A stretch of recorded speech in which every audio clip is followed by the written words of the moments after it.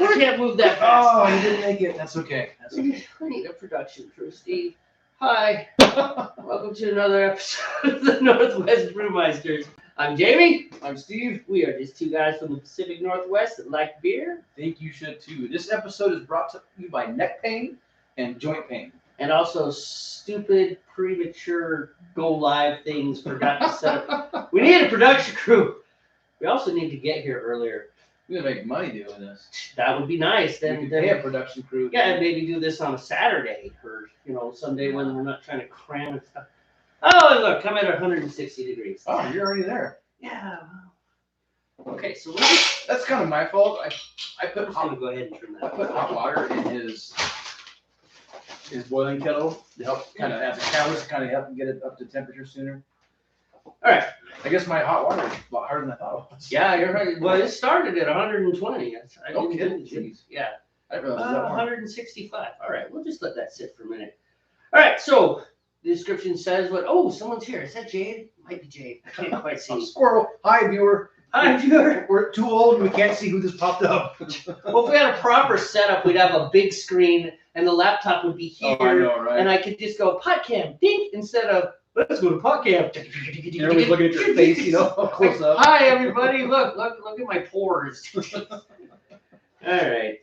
And I lost my glasses. How did I lose my glasses that fast? Haha, glasses. Aha. All right. So, think whatever you said, yes, absolutely. Or no, you're right. We agree. We disagree. We'll get there in We'll a be second. there in a minute. As soon as we can get our side monitor up. Yes. All right. So we got to get the side monitor up. I got to share. We got to do production stuff. In the meantime. Order. I'm not sure why it's called Woolly though. Maybe because of the region. It's not one of my recipes. It's one of the recipes that our brew supply guys keep on hand. They're one of the kits they keep on hand. This one is described as a complex beer with a nice roasted malt character and sweetness that will have you coming back for more. Original gravity of 1.049. Just for reference, water is 1.000. For anybody who might be wondering what all these numbers mean, it has to do with density. Final gravity 1.011, which will equate to an ABV of 4.9. So it's not going to be a knock your socks off beer, which is fine. I don't always have to drink 7+, 8+ percenters. IBU of 38, which means it's not going to be bitter, like the description said. It's actually going to be malty and sweet, kind of like the special bitter that I'm drinking now came out. All right, this kit inventory contains 1 pound of Crystal 80, so it's going to be relatively dark. 0.63 pounds of British chocolate malt. 1/4 pound of black barley, which will contribute to the darkness of the beer, and 0.13 pounds, not 13 pounds, 0.13 pounds of roasted barley, which will kind of actually give it a little bit of a redishness to it. My extracts are 6.6 pounds of golden light malt extract from Briess. My hops are 1 ounce of Northern Brewer at 60. That's my bittering hops, and then I will do 1/2 ounce of East Kent Goldings at 15 minutes, and another 1/2 ounce at East Kent Goldings at 1 minute remaining on the boil, 60-minute total boil time. And those will be my finishing hops and aroma hops.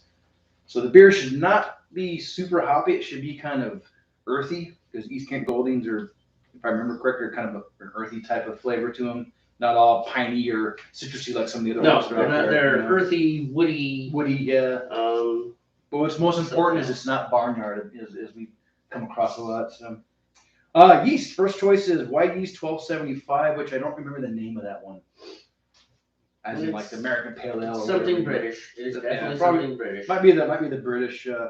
Anyway, it's inside. Never mind. I bring it up.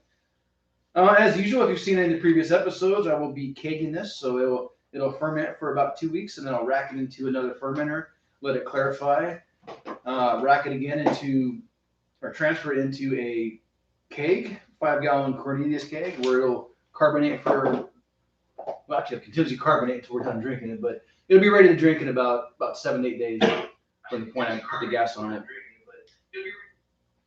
All right, that is the Woolly Porter that I'm making. Have you got your stuff set up? Hire young adults. It is Jade. Hello, Jade. Yes, I welcome thought I back, Jade. recognized that little avatar. I know, I guess it's so 7 feet away. fuzzy from this distance. All right. So is that it? Are you done? I'm done. It's your Okay. go. Moving fast here. Back to the phone. Back to the phones. Here we go. Nope, that's a pale ale. There it is. Smoky Peter Porter. All right. So What? Sorry. My neck hurts. Leave me alone. Have pity on me. Anyhow, so I am brewing a smoky porter. We're starting with, we'll go with the yeast. Y yeast 1028, which I also don't know the name of it. We'll tell you later when we actually pick it up.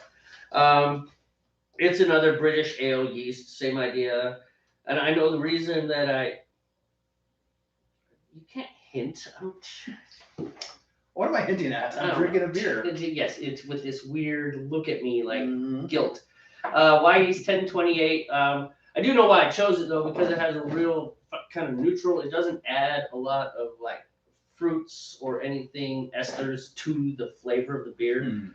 It says minerally and just kind of earthy brown ale type stuff. It's a porter. Okay. So I'm doing Breeze Amber for my liquid malt, 6.6 pounds. I'm doing Willamette hops, 1 ounce at 60 minutes, and then I'm doing East Kent Goldings at 10 minutes because those are the hops you use for porters. Man, we're just all about the British beers today, huh? Don't mix up the hops today.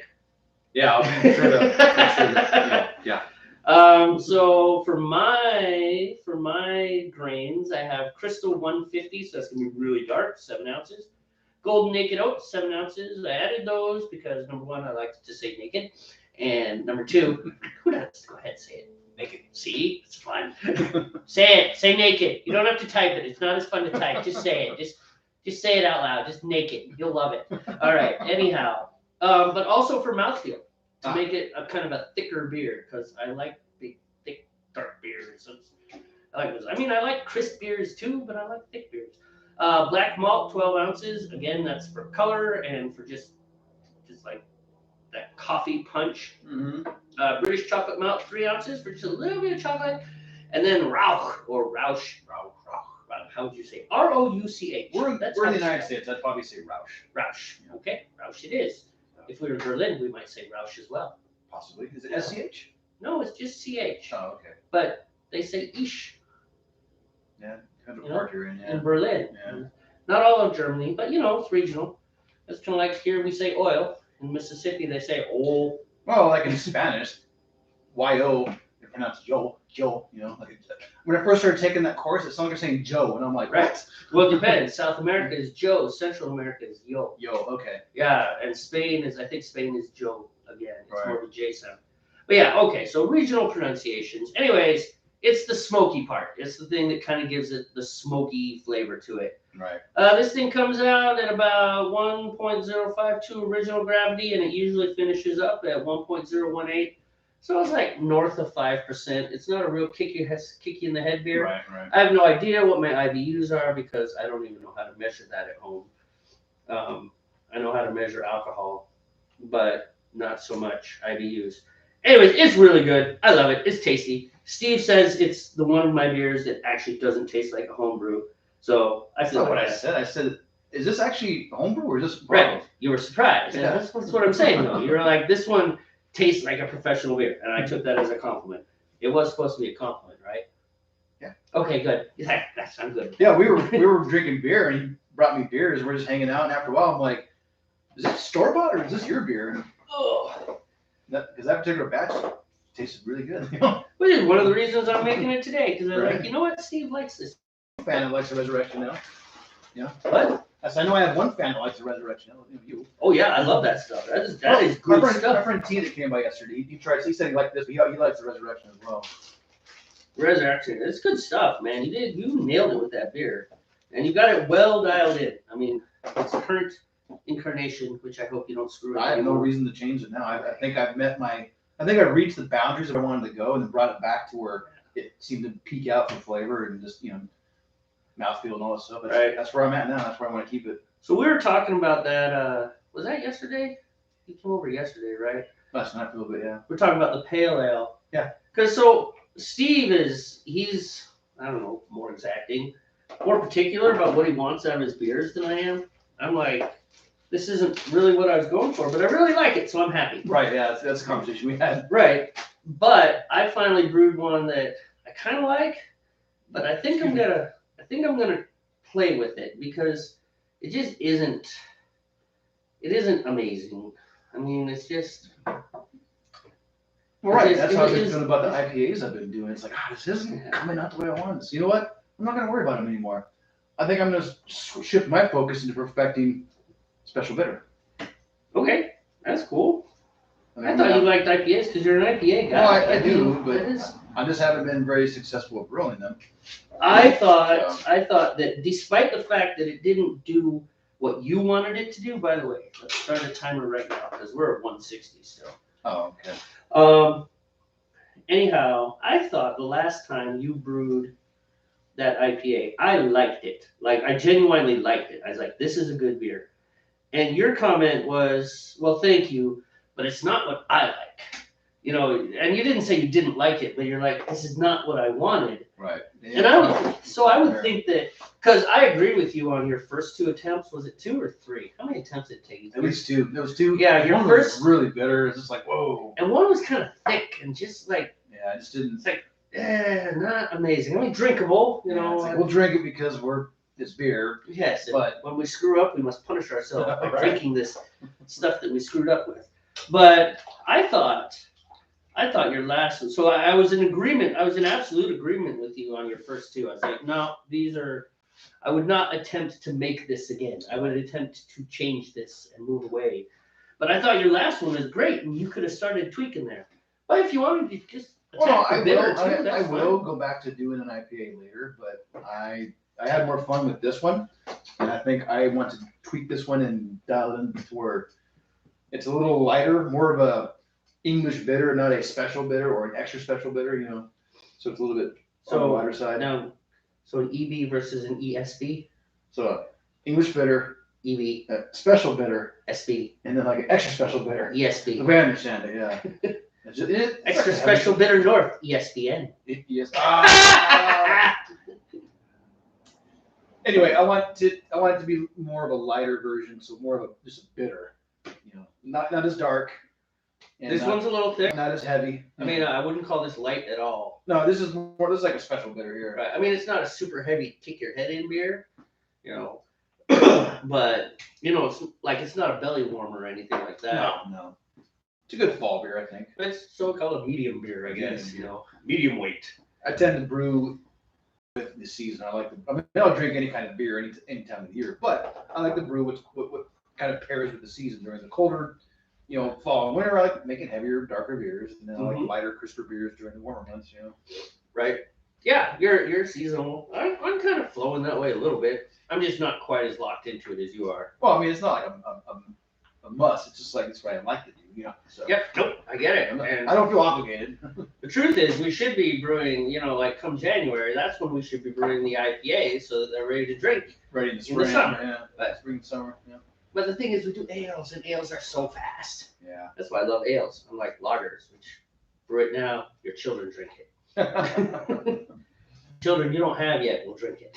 Yeah, I was thinking about So wonder if I was much gonna try to lager this season because my house stays cool, you know, cooler in the colder during the colder months. I mean, that sounds stupid, but we just don't run the heat as much, so the house actually stays colder. Fermentation wise, it's like, ooh, I'm actually in the lower register there. Maybe I should consider some of those beers at like a colder temperature. Not so much a lager, but just a colder temp beer, you know. Mm-hmm. There was one I was looking at on the list.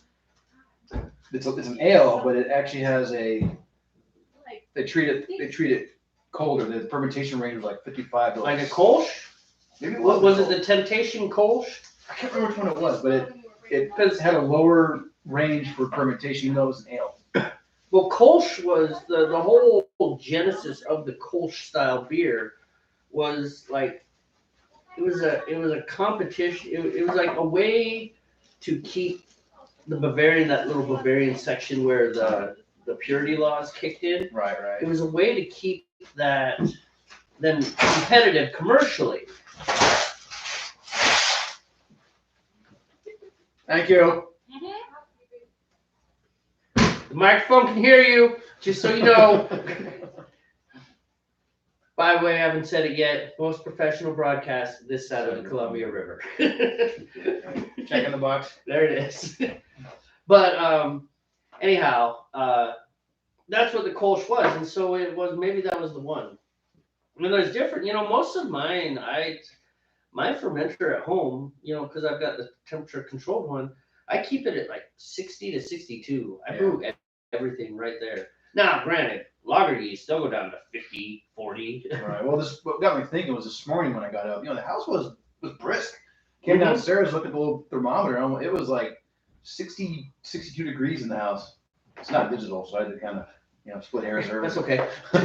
digital age, Anyways, so I was just like, wow, it's only gonna get colder. Obviously, we're gonna have heat here later, later this month, maybe next month. Mm-hmm. But I don't know how steady it's gonna be because I don't know if we're gonna try to burn more this year, or if we're gonna use a stupid electric baseboards or what. I hate those things. My electric bill just goes up so much during the winter. Yeah. Well, at least you have insulation. Yeah. Yeah. All these years, you have no idea. I just knew it was really hard to keep my house warm. It's a good thing I'm good with the cold. May or may not have discovered that there's no insulation in at least one of the external walls of my house. External freaking wall! Jeez. I know, right? It's not like a wall between bedrooms. It's like that's like a no-brainer. You insulate those walls, man. Who did this? Who built your house? I don't know. 1958. That's all I'm saying. It was built a long time ago. Yeah. Was that wall built in 1958, or did that come later? Do you know? Well, that is definitely an original wall. Okay. I think most of the external structure of the house is original. I think the only thing that's been changed is the inside. And then the one area where we have what we call the playroom, what you might call a formal dining room if you were that type of person. But that used to be a garage. Oh, okay. Just look at the house and just look at it and the way the doors are and the steps down and stuff. It's like, this was a garage. Yeah, so that was a garage there, but I don't think the exterior of the house has changed. So that house that's 1958 exterior all the way around. The interior has changed. It used to be just the main house. I don't know what the bathroom was. Maybe the bathroom was the bathroom. Oh, okay. And the master bedroom was, or maybe it was like a small room. I don't know. But there was a basement, unfinished. You can tell that my floor in the basement was poured later. I mean, you can tell that. You look at it. It's like this was poured as an afterthought. Someone came down here and said, if we dig all this dirt out here and make it flat, we can pour a floor. And they did a really bad job. And I hate them for it. All right. Not so much pouring of the floor, but just the doing of a bad job. I wish they had done a flat floor instead of a floor that slopes like at almost 3 degrees. It's like, seriously? Wow. And why did you slope it back into the house? Yeah, that was dumb. Now when all the flooding happens, I just get this lake in the back of my house. So frustrating. Anyhow, I'm just being silly there, but I mean, seriously, it is all the exterior, that is original. Gotcha. Interior, of course, there's 2 bedrooms up there now. That was attic. That was pure attic before. I know it was. But we're the 4th owners. Okay. In modern times, sort of, so like since the 70s or so. I don't know what happened to the original owners. What? You're saying modern times. I was trying to think of something stupid to say, like, since the electron or something. Yes. Since they invented sliced bread. Well, I just know that there was a Navy lieutenant commander. There were 2 Navy nurses who owned it. Okay. There's the guy that I bought it from, and then us. So that's 4 people that I know of. And I'm pretty sure that Navy lieutenant commander was not the original guy. Gotcha. So there was at least one owner before then. Anyhow, so yeah, ripping and tearing. And look at that. No insulation on it. No insulation. That's all right. We'll just burn more firewood. All right. Well. But we were talking about temperature constants in your house. Right. I think it's easier to maintain a house at a constant temperature during the winter for us, because neither of us have central air. Right. And so it's cold outside. So since we do have heat, you can bring it up to 65. It's not going to go above 65. Right. Yeah, we just, with the floorboards, we set the thermostat, and it's just like, if you touch it, I'm going to break your fingers, kind of thing. Classic dad. Do not touch this thermostat. So the house will get to that temperature, it'll take a little bit, and then of course that month it goes a little higher, but otherwise it's fine. we just leave it at like 60, like 64, 62 degrees, something like that. And then when we want to add to it, we'll use the wood stove. We don't burn every day though. I know you do that pretty much daily. So we'll burn a couple times a week. Oh yeah, that's Timo's job. So our furnace kicks off. We've got it set for 55 at night. Okay. And then 60 around like 4 in the morning. Because, I wake up like 5 or 6, somewhere in there. So it's nice because knocks the chill off. I mean, although right now I still got all the windows open. Your wife would be proud. But I do have all the windows open. So yeah, not a lot of lounging about in the underwear in the morning. It's like, oh, out of bed, in the clothes, sweatshirt on. Okay, that's better. Yeah. Nice. Let's go make the coffee.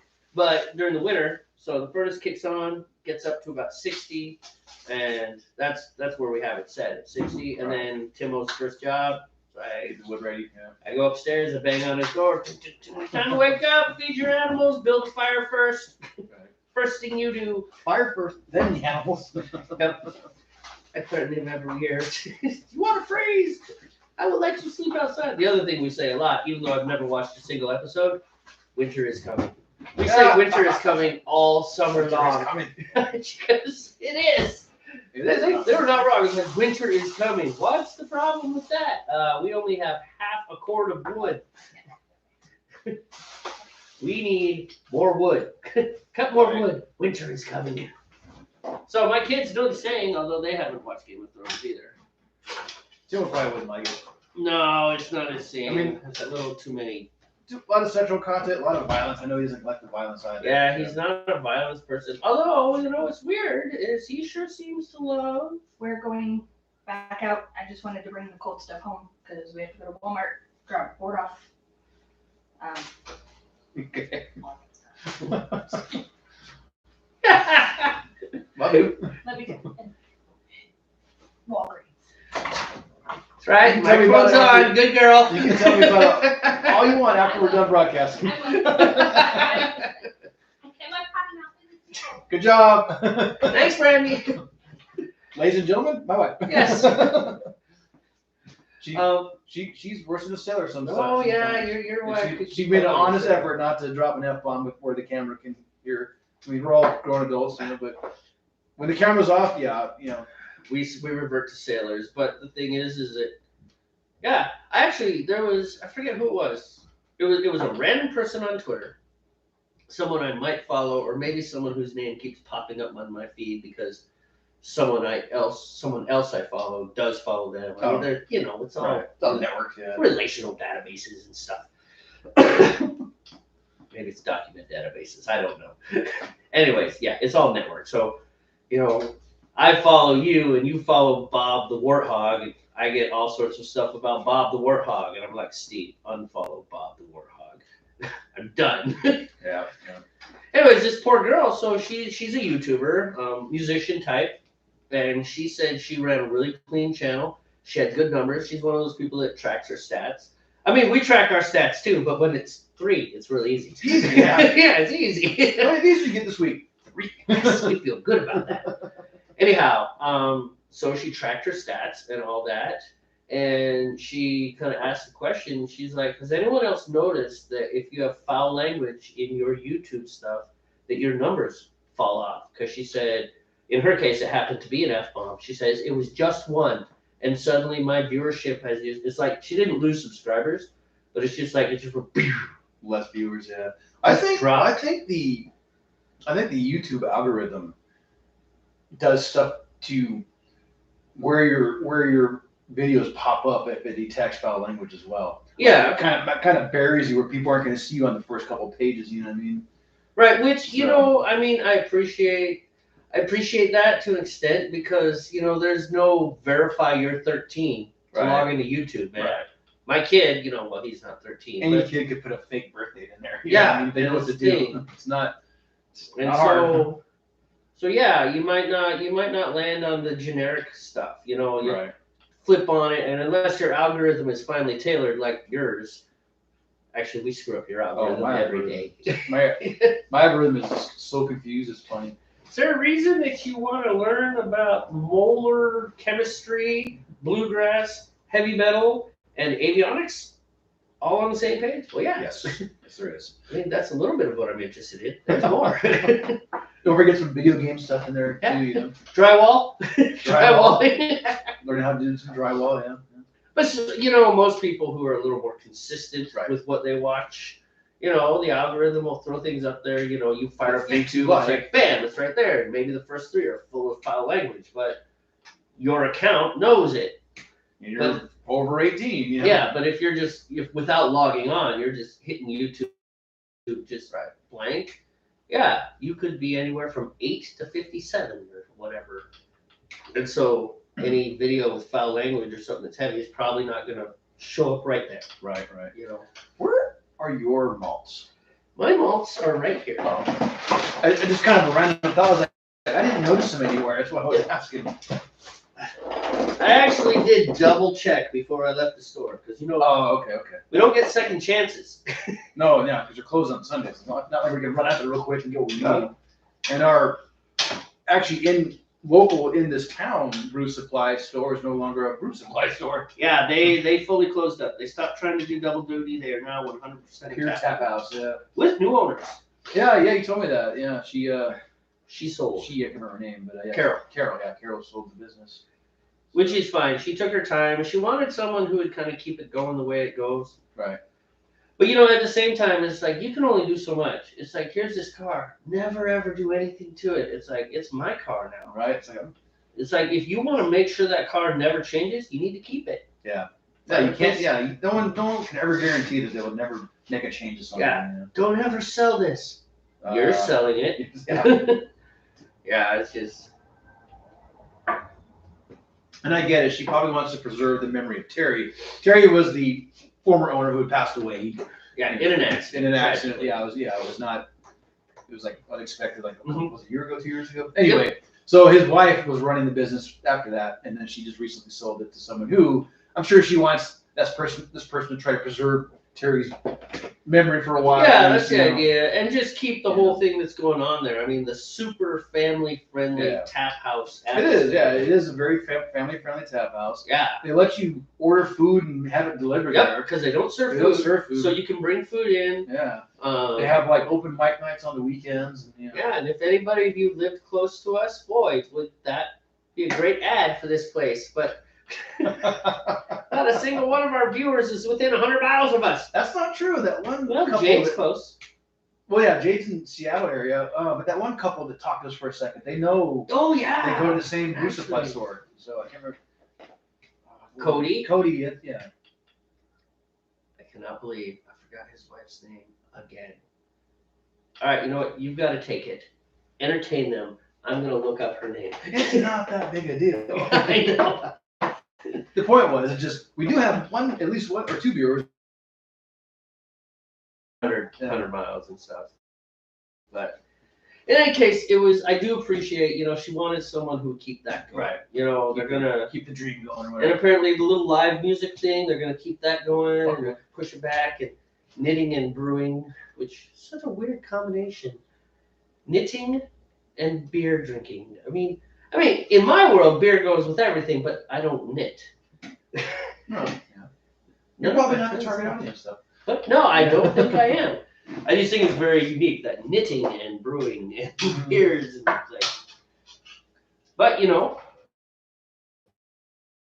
whatever. Yeah. They also do ciders and meads down there, Yeah, so it's it's not like You get choices. just It's not all beer. just beer, yeah. I think No that's liquor, though. important. I don't know about wine. I'm not sure if they have wine or not. No, if they sold liquor, they would lose that family-friendly Yeah. exception. That's how kids can be in there.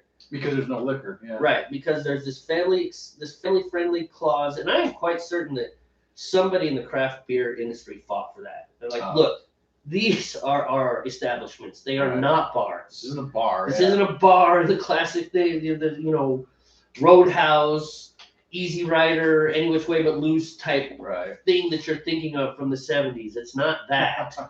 It is a tap house. It is a completely different environment. And it is a much different environment. I've never seen a person get rowdy in there once, and I have a feeling that if someone did, they would be escorted out. Oh, If not by the staff. the other patrons. Yes, it'd be It's like, like, hey, you you are are not out of here." behaving in the Yeah. way that we behave in this establishment. Right. Yep.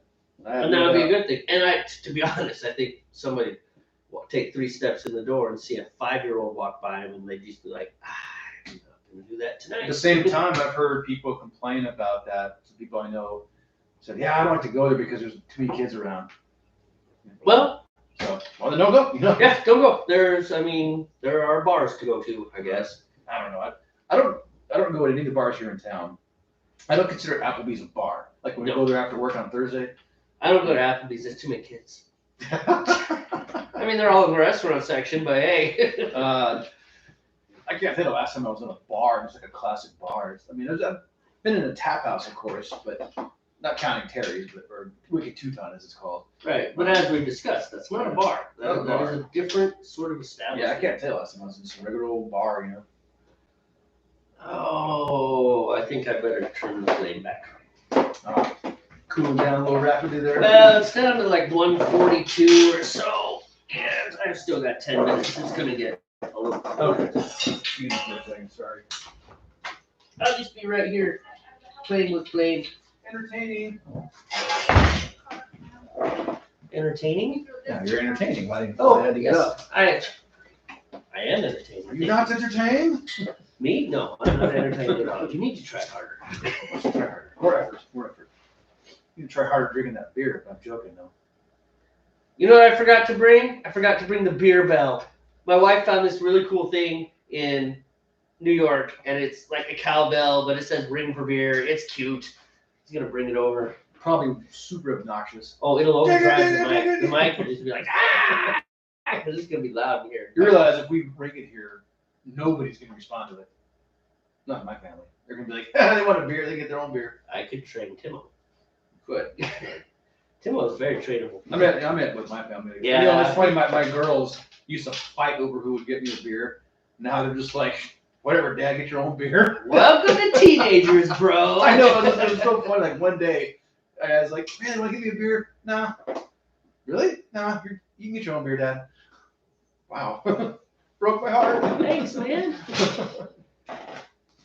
See how it is? Hey, Dad, can I go to my room? What room? You don't have a room. You sleep outside. There's a yard out there with a tent. Yeah. Oh, wait a minute. The tent went away. Sorry. Yeah, that's my tent. No, I knew she was getting smart when I asked her to grab me a beer one time. She was like, well, how much money are you give me? I was like, really? Just to go 30 yards? And I realized what I was saying. I was like, I can get my own butt up and go 30 yards to get a beer. You know? Anyway, and I wasn't really upset. It was just funny though, because I knew that was a turning point in our life. It's like, oh, no more free beers for Dad, you know? Dad's gotta get his own beers now. Jaime is still faithful. Yeah. Jaime! He doesn't even look. He just like straight downstairs. He Two knows. beers ready for you. It's like, thanks, man. You're awesome. I don't feel bad about it though. I work 40 hours a week. Yeah. He surfs YouTube 40 hours a week. You can get I get you a home. beer. You can go get me a beer, punk. I mean, okay. It's 34 hours a week. He does have a job where he works. Oh, right. We gotta fix that. And he really likes tools. Tools. He does. He really likes tools. He likes to work with his hand. Oh, okay. Just don't. It's hard, man. It's harder to find him a job than it is to make a living as a musician, I swear. Just trying to leverage things and do some sort of judo thing. It's like, oh, you like this? Look, we'll just work that into something sustainable. Especially because he's clever. Ah. There's like so many teachers, he just absolutely defeated them. They'd see something he enjoyed. He enjoyed typing on the computer. Oh, we could turn this into a communication tool. Yay! And the moment he figured out that they were trying to get him to communicate, bah, I'm done doing this. I don't like this I anymore. don't like it. Don't want to do it. It's like, because Jaime, it's not that Jaime doesn't want to talk. It's that Jaime does not want to engage with you. He does not want to communicate. Right. He's like, look, I don't want to do that. I'm over here. If it's an absolute necessity, I will come get you. For the most part, I am fine. Right. Came home the other day. Look around. There's a lot of dishes. I'm like, Jaime, did you make something for lunch? Fries. So you're playing with fire. Oh. The house isn't burned down. Okay. It's good thing. Yeah, but he doesn't want to communicate that. He actively avoids it. Gotcha. Okay. I had someone the other day talk about that. So you know him is musical. You know he's a monster piano player for what he is.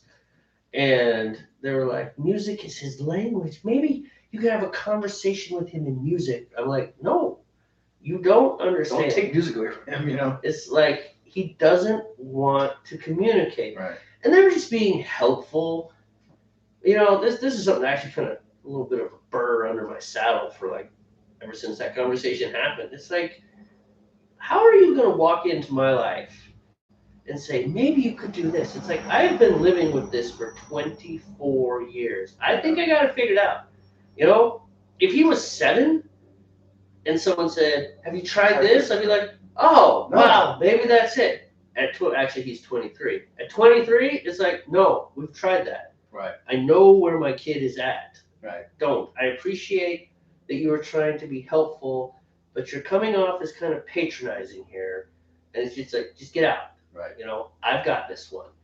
We know where we're going. At age 23, I've got kind of a path charted, and we're just going to keep going down that, you know. It's like I said, they were trying to be helpful, but it was irritating. Yeah, I get it. Sometimes it's like, don't be helpful. I've already exhausted everything, you know. And Especially when it's someone who comes up and is like, oh, my brother's sister's cousin's roommate has a daughter who's autistic. I know about it. Yeah. Do you live with it in your house every day?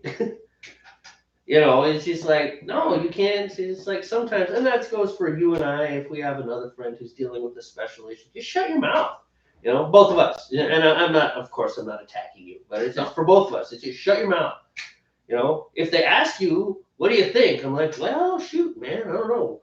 I don't have that particular issue to fight, but let's see what we can think about. You know, if someone asks for help, but particularly if it is something that they have dealt with for decades, they probably have. The chances of you being the savior to find that new novel thing that they never thought of, pretty low. Pretty low, yeah. Especially someone with no experience in that, you know. Yeah. Just because some like, you know, 7 twice removed, you know, former roommate. Right, exactly. kind of thing. It's just like, yeah, you're not an expert, man. You know? It's like you barely have experience with it. And that's particularly true now because I think a lot of people, because of so many people self-diagnosing and then declaring themselves autistic, right? First they self-diagnose, which you just shouldn't do.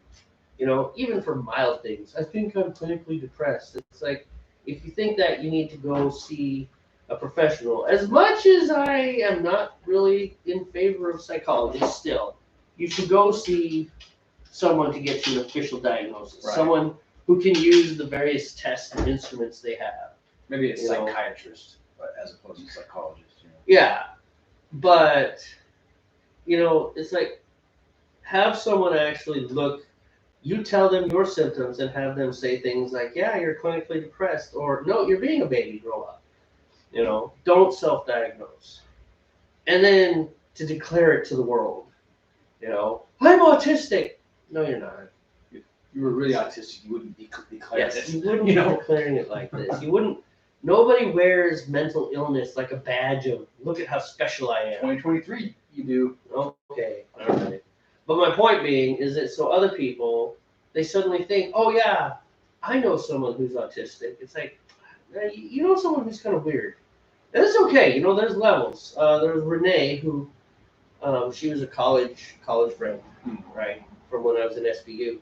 And she was Asperger's. She was actually quite upset with the DSM-5 that eliminated Asperger's and just made it all autism. Oh. You know, and she's just kind of weird. Well, you could hang with her. I mean, you could talk with her, have a conversation, but she was, you know, she was very high end. Mm-hmm. You know, like I said, she was Asperger's. She Asperger's, wasn't autism. Yeah, I've talked with people with Asperger's. It's just like, yep, interesting way to have a conversation with you, but you know, you can still do it. Yeah, I mean, and you just flow. I mean, sometimes we'd laugh and we'd have to explain the joke that Renee had just made herself. It's like, that's hilarious, Renee. She's like, it is? It's like, So let me tell you why This is it's why- funny. This is why your joke is funny. Yeah, this is the joke that you didn't even realize you were making. And it's all, it's all good, but Right.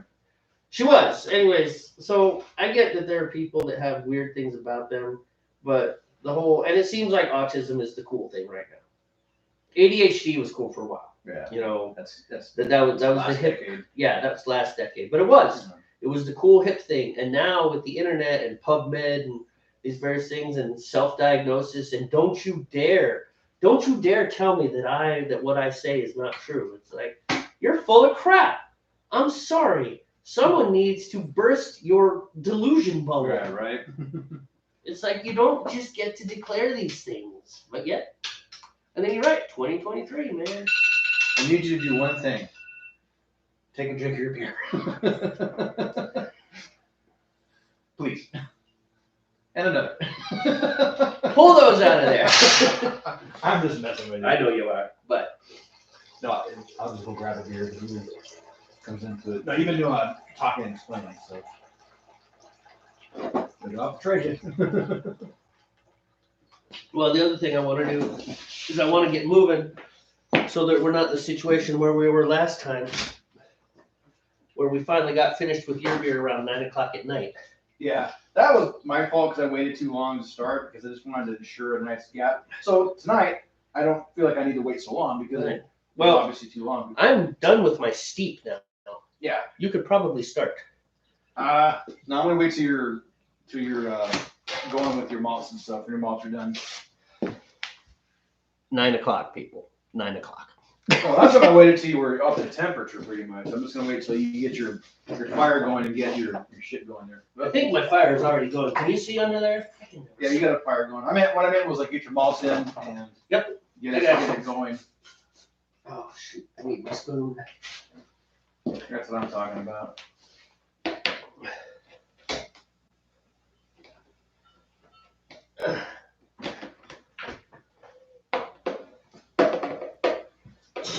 Anyways, What the heck is that? This is gonna be due for a swabbing again. what the floor? Yeah. Yeah, it happens when you make beer over it. Yeah. No, this is like a really gooey spot right there. And I'm like, I didn't see that earlier. Like it looks fresh, but it's not fresh because no one's been in here since last Sunday as far as brewing goes.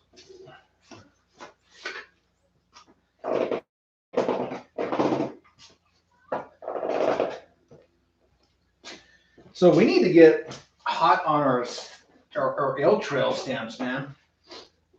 I know. We neglected them for a while. Well, I mean, we still have time. It's not the end of the year yet. I think last year we finished in December. oh yeah, we were like, We're like halfway there, I want to say. yeah, we have some of the further ones to do is one thing. Right.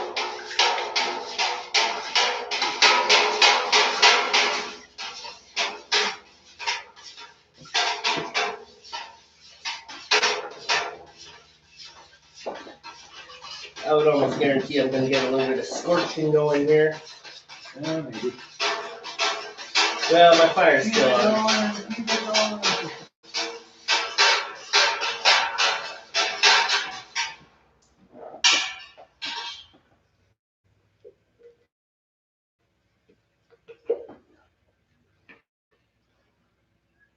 Gooey. It does look good. It doesn't taste that good though. It needs to be treated with hops and thyme and yeast. Right.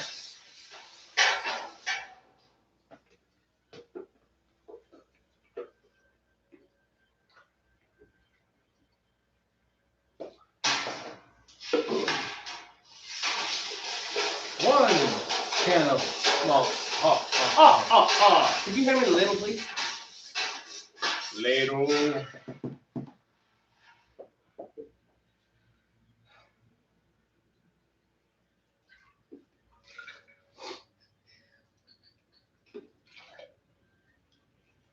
Some dark matter there, man.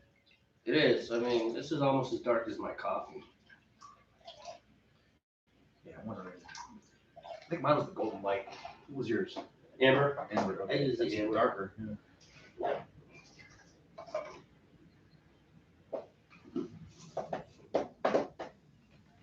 I think the sparkling is the lightest one. That's the amber that I grabbed. Is there a different amber? I didn't see. No, there's sparkling light as well. Oh, Yeah. I just grabbed sparkling amber. That's what it said.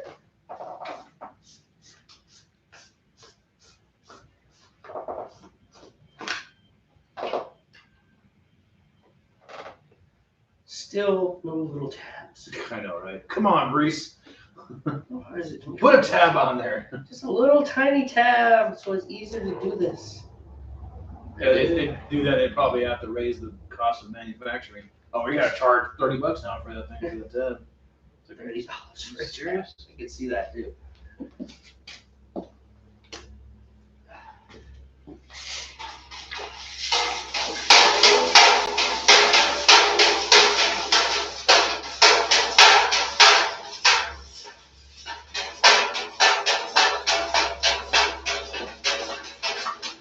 All right.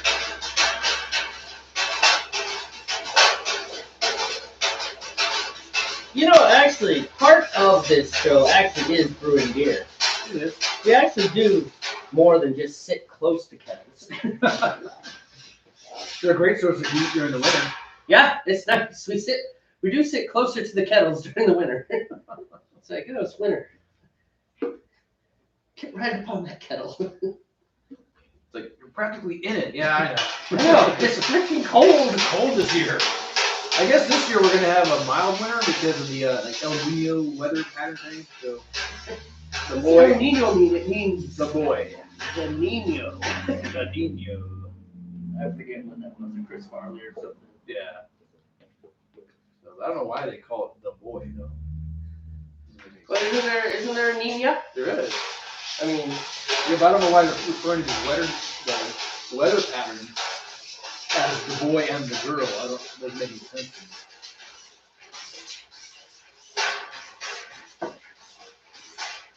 But I just know it's gonna make it. Suppose it's gonna be a mild whoa, winter. no excitement. Wow. Yeah, that was a little violent there. Save it for the boil, man. Gonna make the weather patterns what? I'm sorry, there was a little bit of noise going on. Oh, excuse me. So El Nino is just gonna mild out the winter. Yeah, that's what I'm hearing. Well, I didn't think last winter was very aggressive. No, it wasn't. Although I gotta tell you, so the winter before, went back to Montana, and I did hunt in snow, right? And it was cold. Yeah. Like 32, 35 degrees cold. It's colder at night, so everything would kind of thaw, and then in the morning the porch would be frosted. We managed to get ourselves a cabin that year. Last year, it was 18 degrees during the day. Jeez.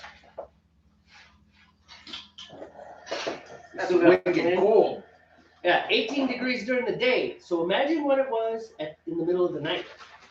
Like a -6 or more. Oh, it was frosty. You guys tent camp at that time? Yeah, tent camp. So you got a wood stove. It's a big wall tent. Oh, You okay. know, it's about 10 by 10, maybe a little bigger. You know, so there's enough room for 4 guys, barely. This is very good. It's not like we were doing a lot of dancing or anything like that. A lot of sitting. 4 guys all sharing a cabin tent, farting and everything. Ooh, good lord. It was good. It was good. Trust me. Eating camping food and drinking beer. But that tent smelled great. It did. But here's the thing you need to know about the camp food. This stuff's amazing. Like, we have good cooks for wives. They ain't got nothing over my friend John and my dad. Camping food. What my friend John and my dad can do with cast iron and a cooler and a snowbank is amazing. Amazing. But yeah, it is. Food is a big part of hunting camp. You know, because for one thing, we are so much. It doesn't sound right. We're so much better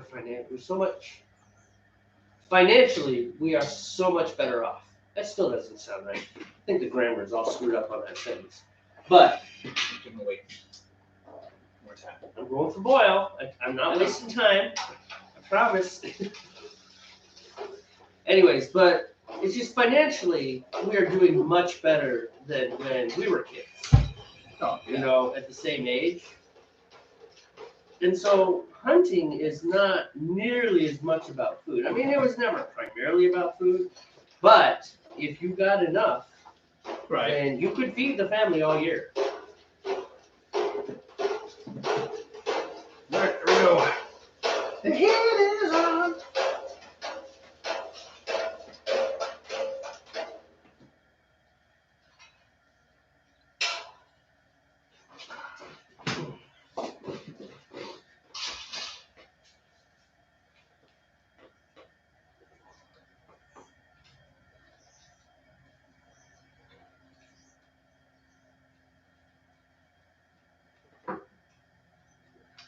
So in any case, hunting camp is more about the whole camaraderie, doing the thing. Right.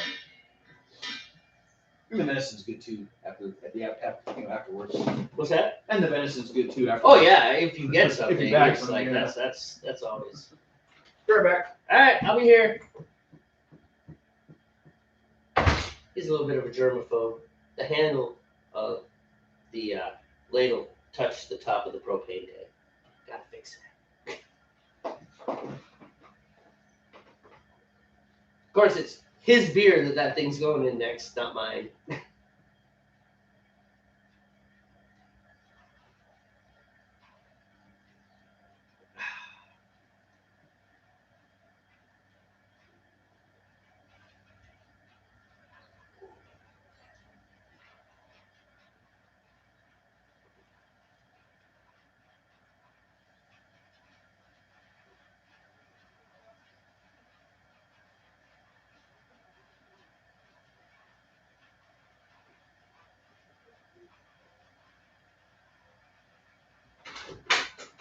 Tommy's managed to fill 3 cups of ice.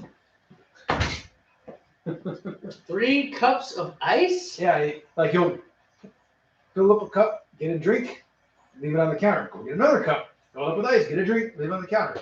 That's all. 1 cup, Tommy, just 1 cup. That's all you need. You can reuse the same cup. You need you want I should deal with him? No. That's fine. We'll see if he adds another cup to the collection. Well, hello, Nathan. How Nathan, are what's up, man? things? Hello, hi, hola. It just popped into my mind. Right. Just whether or not you're doing that.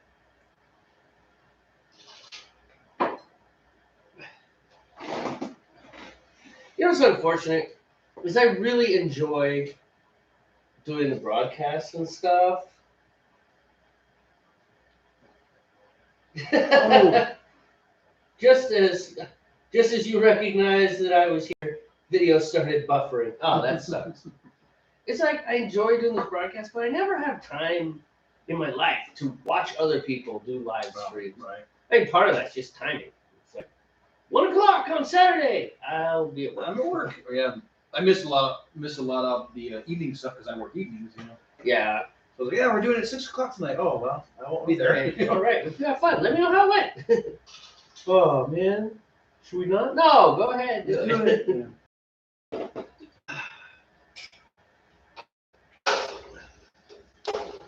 I think we should go ahead and switch over to PodCam. Floor. Floor cam. Floor cam. Don't worry, it'll be PodCam in a second. There we go. PodCam. PodCam. Not that kind of pot. You reprobates. You use the other day.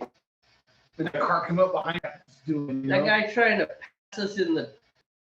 and then they got us on the left, you know. You're like reprobate. Well, you know. What was he said? Yeah, reprobates. That's right. Well, they look like reprobates. All right. Nathan says, I'm good. Fingers are healing well. Good. He has a lathe now and is currently turning a Coco Bolo clip pencil.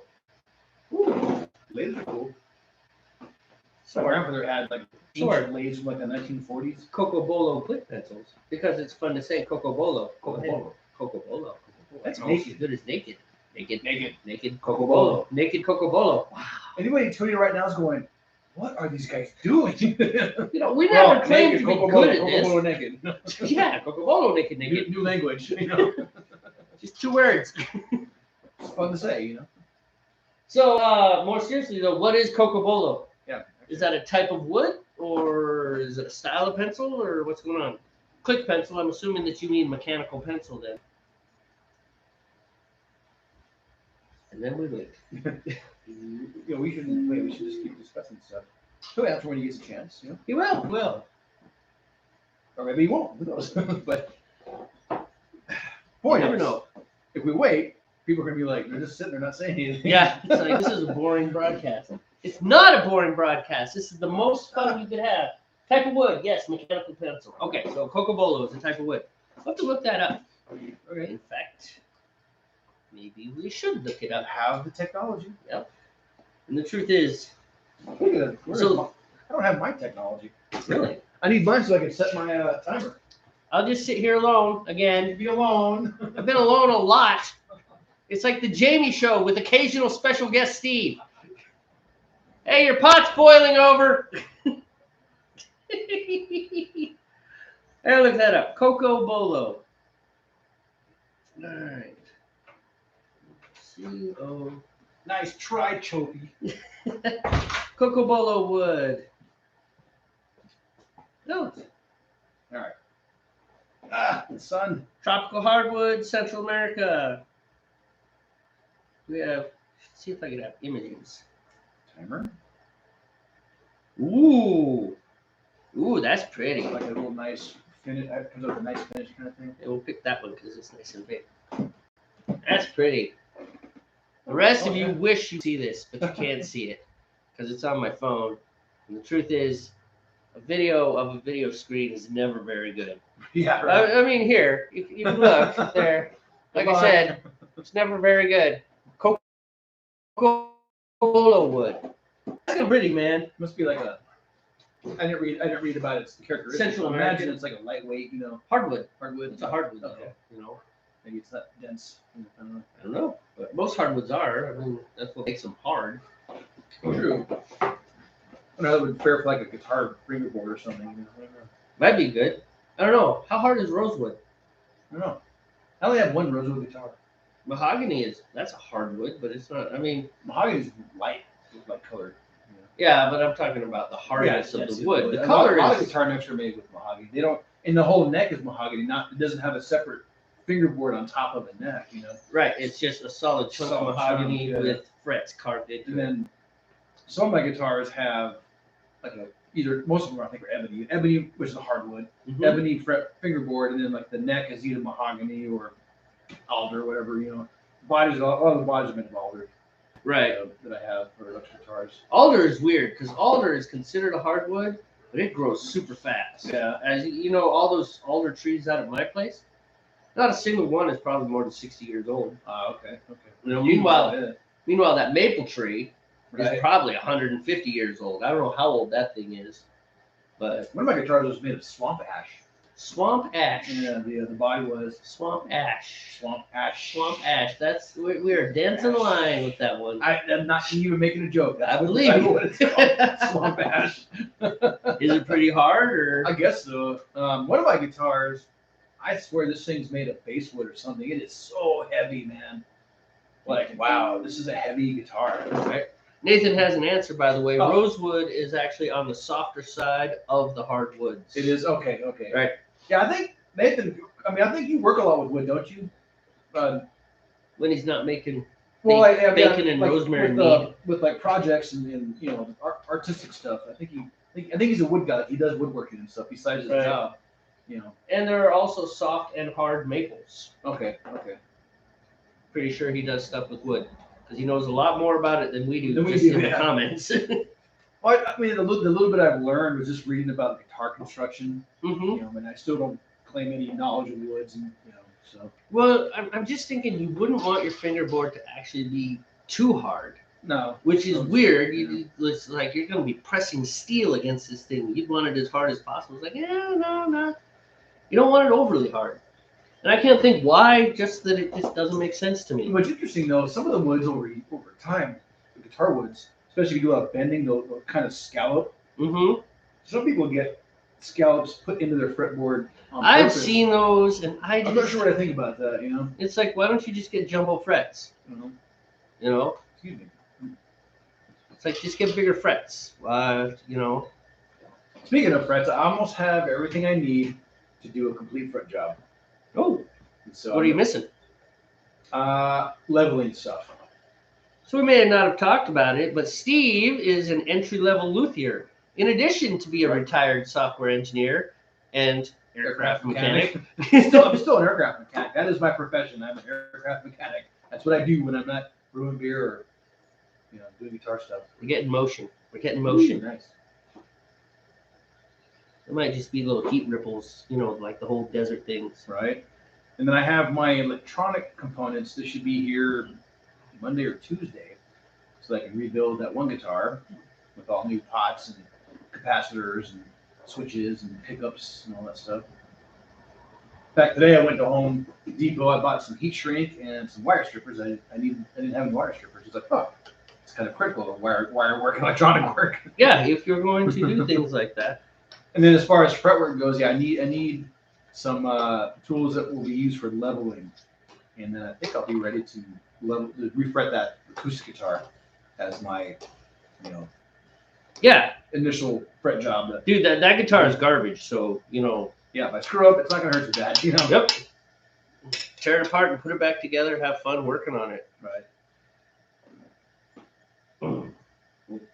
But if I ever go into like actual guitar making, Right. wood selection is important. Depending what your goals are. Whether it's electric guitar or an acoustic guitar. No boil over. No boil Oh, over. they can't see They me can't doing see this. he's raising his hands like he's cheering. Yeah, like a football touchdown Right. thing. Never mind. Point being, no boil over today. Caught it. Then he goes outside for a second. Ah! You be quiet. You shut. No, that your only mouth. happens in the winter when we open and close the door. All of a sudden, And it happens temperatures- to you. there's such rapid temperature changes that I guess Or a gust of wind. I overcompensate for what the temperature changes, and then I have a boil over. Yeah, that's frustrating. I'll tell you, I have the cleanest garage floor ever. I know, because we mop it every. Nobody mops their grass. Well, maybe Jay Leno, but I bet Jay Leno doesn't even do the He mopping. probably pays He somebody. probably pays someone to mop it.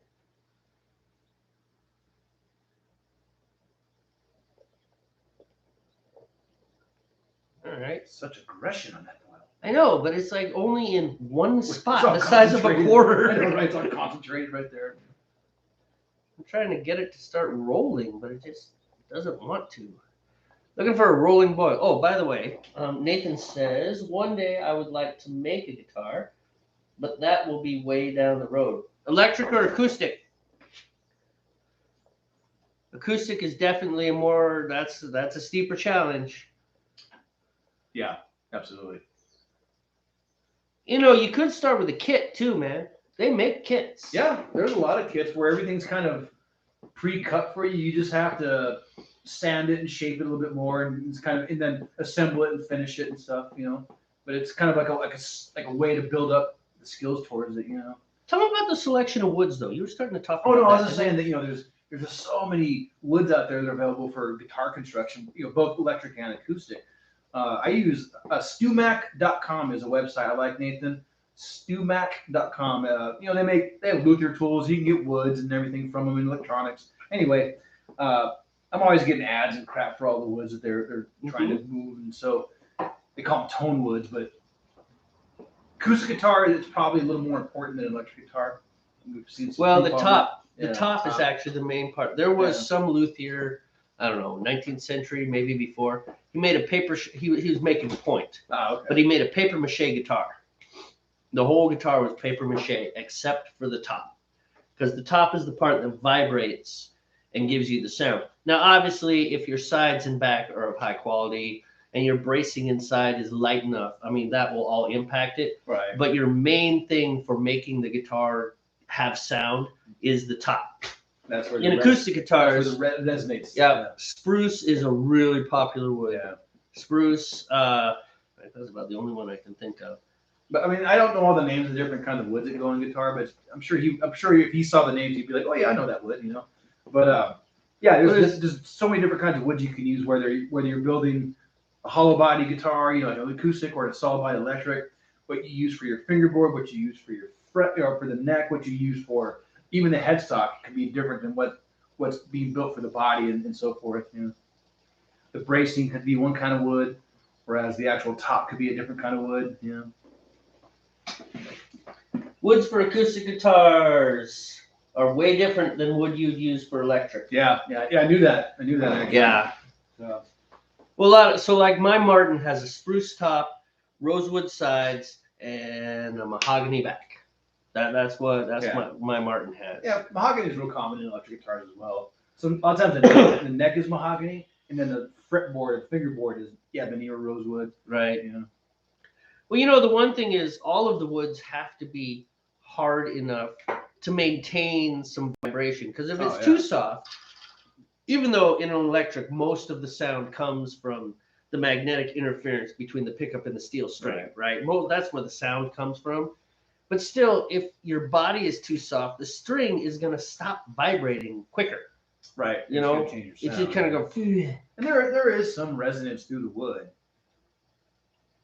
Not so much like an acoustic, but through an electric, there is some resonance through the wood. But I don't think the wood in an electric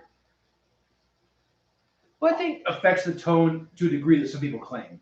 Well, we had that discussion. I mean, there was Screams at Clouds guy. Yeah. Glenn, what's his name? Glenn Fricker. Fricker. He's a guy who, he does have some good stuff. It's just that I think when he was focused on audio production and engineering, that was good. And then he became kind of clickbaity and what do you think? just went on this Gibson rant hate. You know what I mean? You're gonna freaking catch up with me if I don't answer. No, I'll watch your fire, man. Well, do you think that's good, or do you think a little hotter? I think it needs to be just a hair hotter, honestly. All right, turn it up a little bit. Just a wee bit. Just a wee bit. I think I've got it under control though now. Which way That's is the it? big thing. Clockwise or counterclockwise? I went counter. This way. Oh, so clockwise. All right, let's add some hops in here. Okay. Yeah, when it came to like his audio production and audio engineering stuff, that's how I found him. When I was YouTubing around looking for how-tos and information on that. And then it seemed like over the last couple of years, his channel's evolved and just screaming at clouds about what he doesn't like about certain guitar makers, and don't spend $2,000 on this guitar when you can get the same guitar, piece of crap made in China for $150. But it's like you're getting a piece of crap made in China though. Right. So moving back, so Nathan mentions that spruce are actually a softwood, along with cedar, pine, and cypress. He says, which is what you'd want for a body of acoustic and hardwood for the neck. But what's interesting is that even though spruce is a softwood, that's very, very popular for the top, the faceplate of a guitar. Right. And like classical guitars will come in two flavors generally: cedar tops and spruce tops. Okay. Spruce are generally brighter guitars. Cedar tops are generally they're more warm, mellow. Found the soda box. Ah, is that what that was?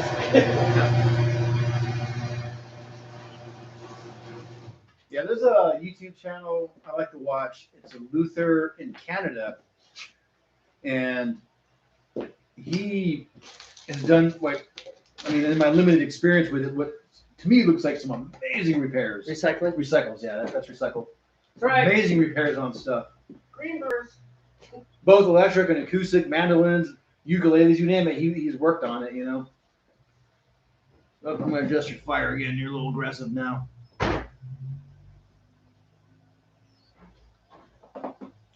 But he seems to have a knowledge of the wood as well, and what kind of woods do you use to make a repair or a brace or something? Yeah. A filler or whatever, if he has to cut out a broken, damaged area, that kind of stuff.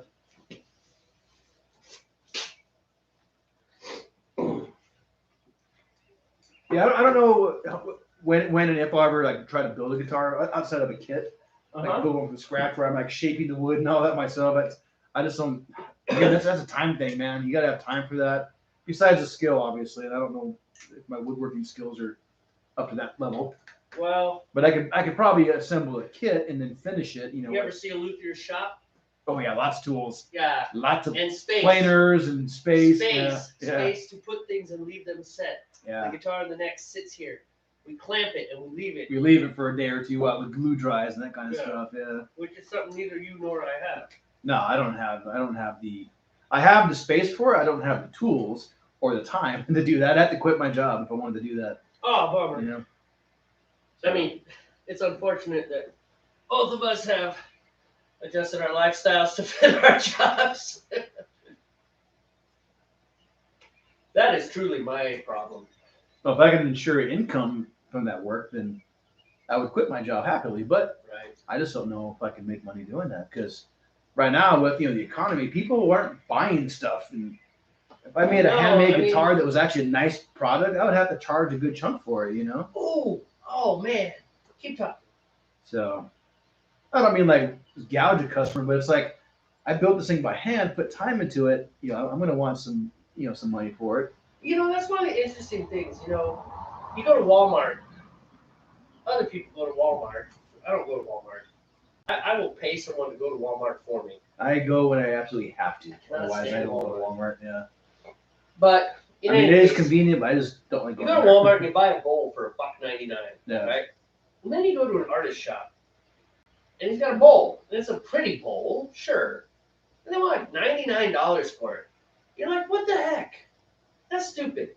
And then you watch a YouTube video on making that bowl, Yeah. and you're like, holy crap, you only want $99? I would charge like $300 for that thing. I mean, the amount of work that artisans put into things. Right. I don't know why the sun loves you so much, but it does. No matter where we broadcast, The sun will gets in my find face. Yeah. Yeah, I think for now I'll just stick to repair work, tech work. Well, As and a side luthiers, gig. I mean, those custom guitars for like small lutherie shops that Yeah. just so they build guitars. It's like a $30,000 guitar. The guy will make 8 guitars in a year. Yeah, that's No. it. And it takes like 6 months to make the guitar. But generally speaking, that guitar is your guitar when he's done. Because you Yeah. generally talk with him. He's like, what do you want for the wood? custom What wood, do you yeah, want custom specs. You Yeah. know, how do you want this? Which is why myself, I wouldn't buy a custom guitar right now. Not because of the price, although that is a dissuading factor, but because I wouldn't know enough to make it worth it. He'd be like, what scale do you want? I don't know, E? F? It's like, no, man, length, scale. Neck length, man. oh, 17 inches? Oh. It's like, I thought we were building a guitar. That's kind of like a ukulele on steroids. I don't know. I mean, it's serious. It's same thing as when I bought my. Oh, most people who want a custom guitar know enough about Yeah, guitars to they- communicate the specs to like a builder. Right. They're like, I want this, I want this, I want that. This, and this. Yeah. I am not that. Go. I'm it, Tim. Time to submerge my sacks in there. I really hope. Oh, darn it. How long have I been going? Oh no. 15 minutes maybe? I don't know, dude. You think 15? Here, I really don't. Oh. No. We're going to say I've been going. Get ready to put these boys in. It's a good thing this isn't a science. I mean, it's science, but it's not. We're going to say that I've been boiling 10 minutes. All right, 10 minutes it is. Timer started.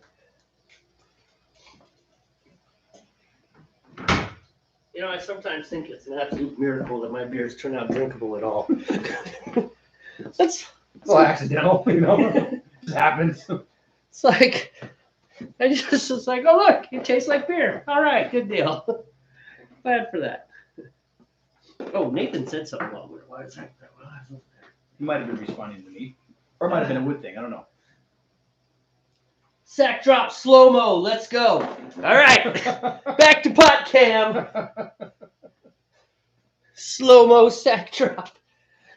This is a family channel, at least at the beginning of the videos. All right, here they are. They're ready to go in. Both of you are horrible. You're horrible, horrible people.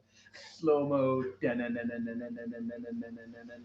Submerge the sack. All right. The steep is on. Oh, let's catch up a little bit. Nathan has a couple comments here. Oh, okay. Um, Make it happen. yeah, so Nathan says, because of the hardest of hickory is a common wood to use for repairs. So hickory is one of the hardest of the hardwoods. Yeah, that makes sense because what I do, I'm what they call an airframer. So I work with aircraft structures. I work with hydraulic systems, pneumatic systems. If I'm doing a metal type repair, the general rule of thumb is it needs to be equal to or stronger than the original design. And so, yes, I will use metals that actually are stronger than what's in there at times. So, same concept, not wood obviously, but yeah, it makes sense to use a harder wood if you're doing a repair because you want that thing to be solid, Right. Well, it is because there are harder metals. Yeah. You know, there's like pure aluminum, which you can't use for anything. Well, yeah. Sometimes, depending on the heat treatment of the metal I use, it might call for Like a 2024, A stronger or a 60, metal, 61, yeah. or a 70, T6 71. or T5, Yep. heat treated aluminum, because it needs to be stronger than the original, design. Yeah. So Nathan also says, I'm dealing with that exact aspect with my cups. I'm imagining we're reflecting back to the artisan. Oh yeah, bowl. the cups. Yeah, I remember seeing those Yeah. on the Right. Aircom's channel, or not channel, Yeah. the man. It takes me at least 2 hours to make one mug, or much longer, depending on design. Okay. Yeah. So, I mean, that makes sense. It's like artisan stuff.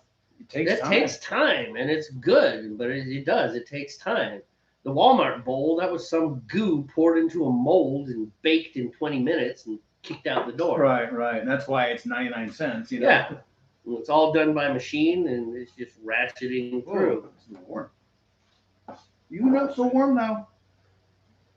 It's right on the mark, but actually I'm just gonna kill the flame. All right, sack drop is over. Now you can look at our smiling faces again. Hey, we're back. Hey!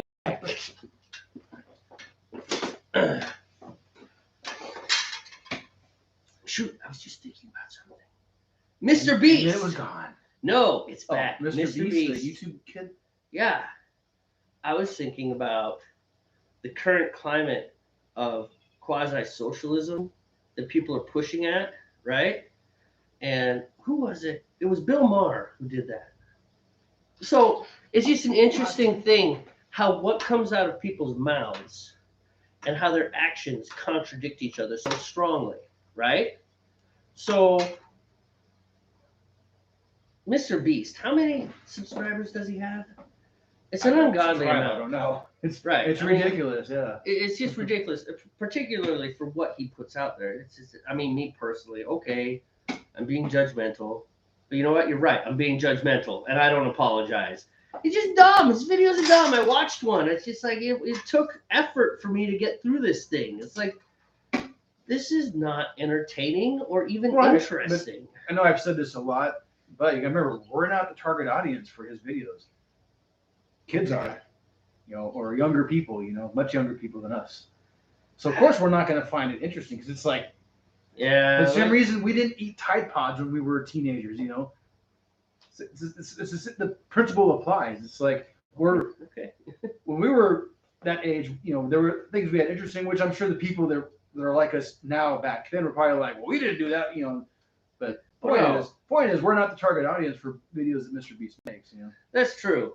So Doesn't change, but I can't. no, you're not wrong for judging. I'm just saying, it's like I mean, I you're just know they're not absolutely meant for right. me, It's like you find your target audience, and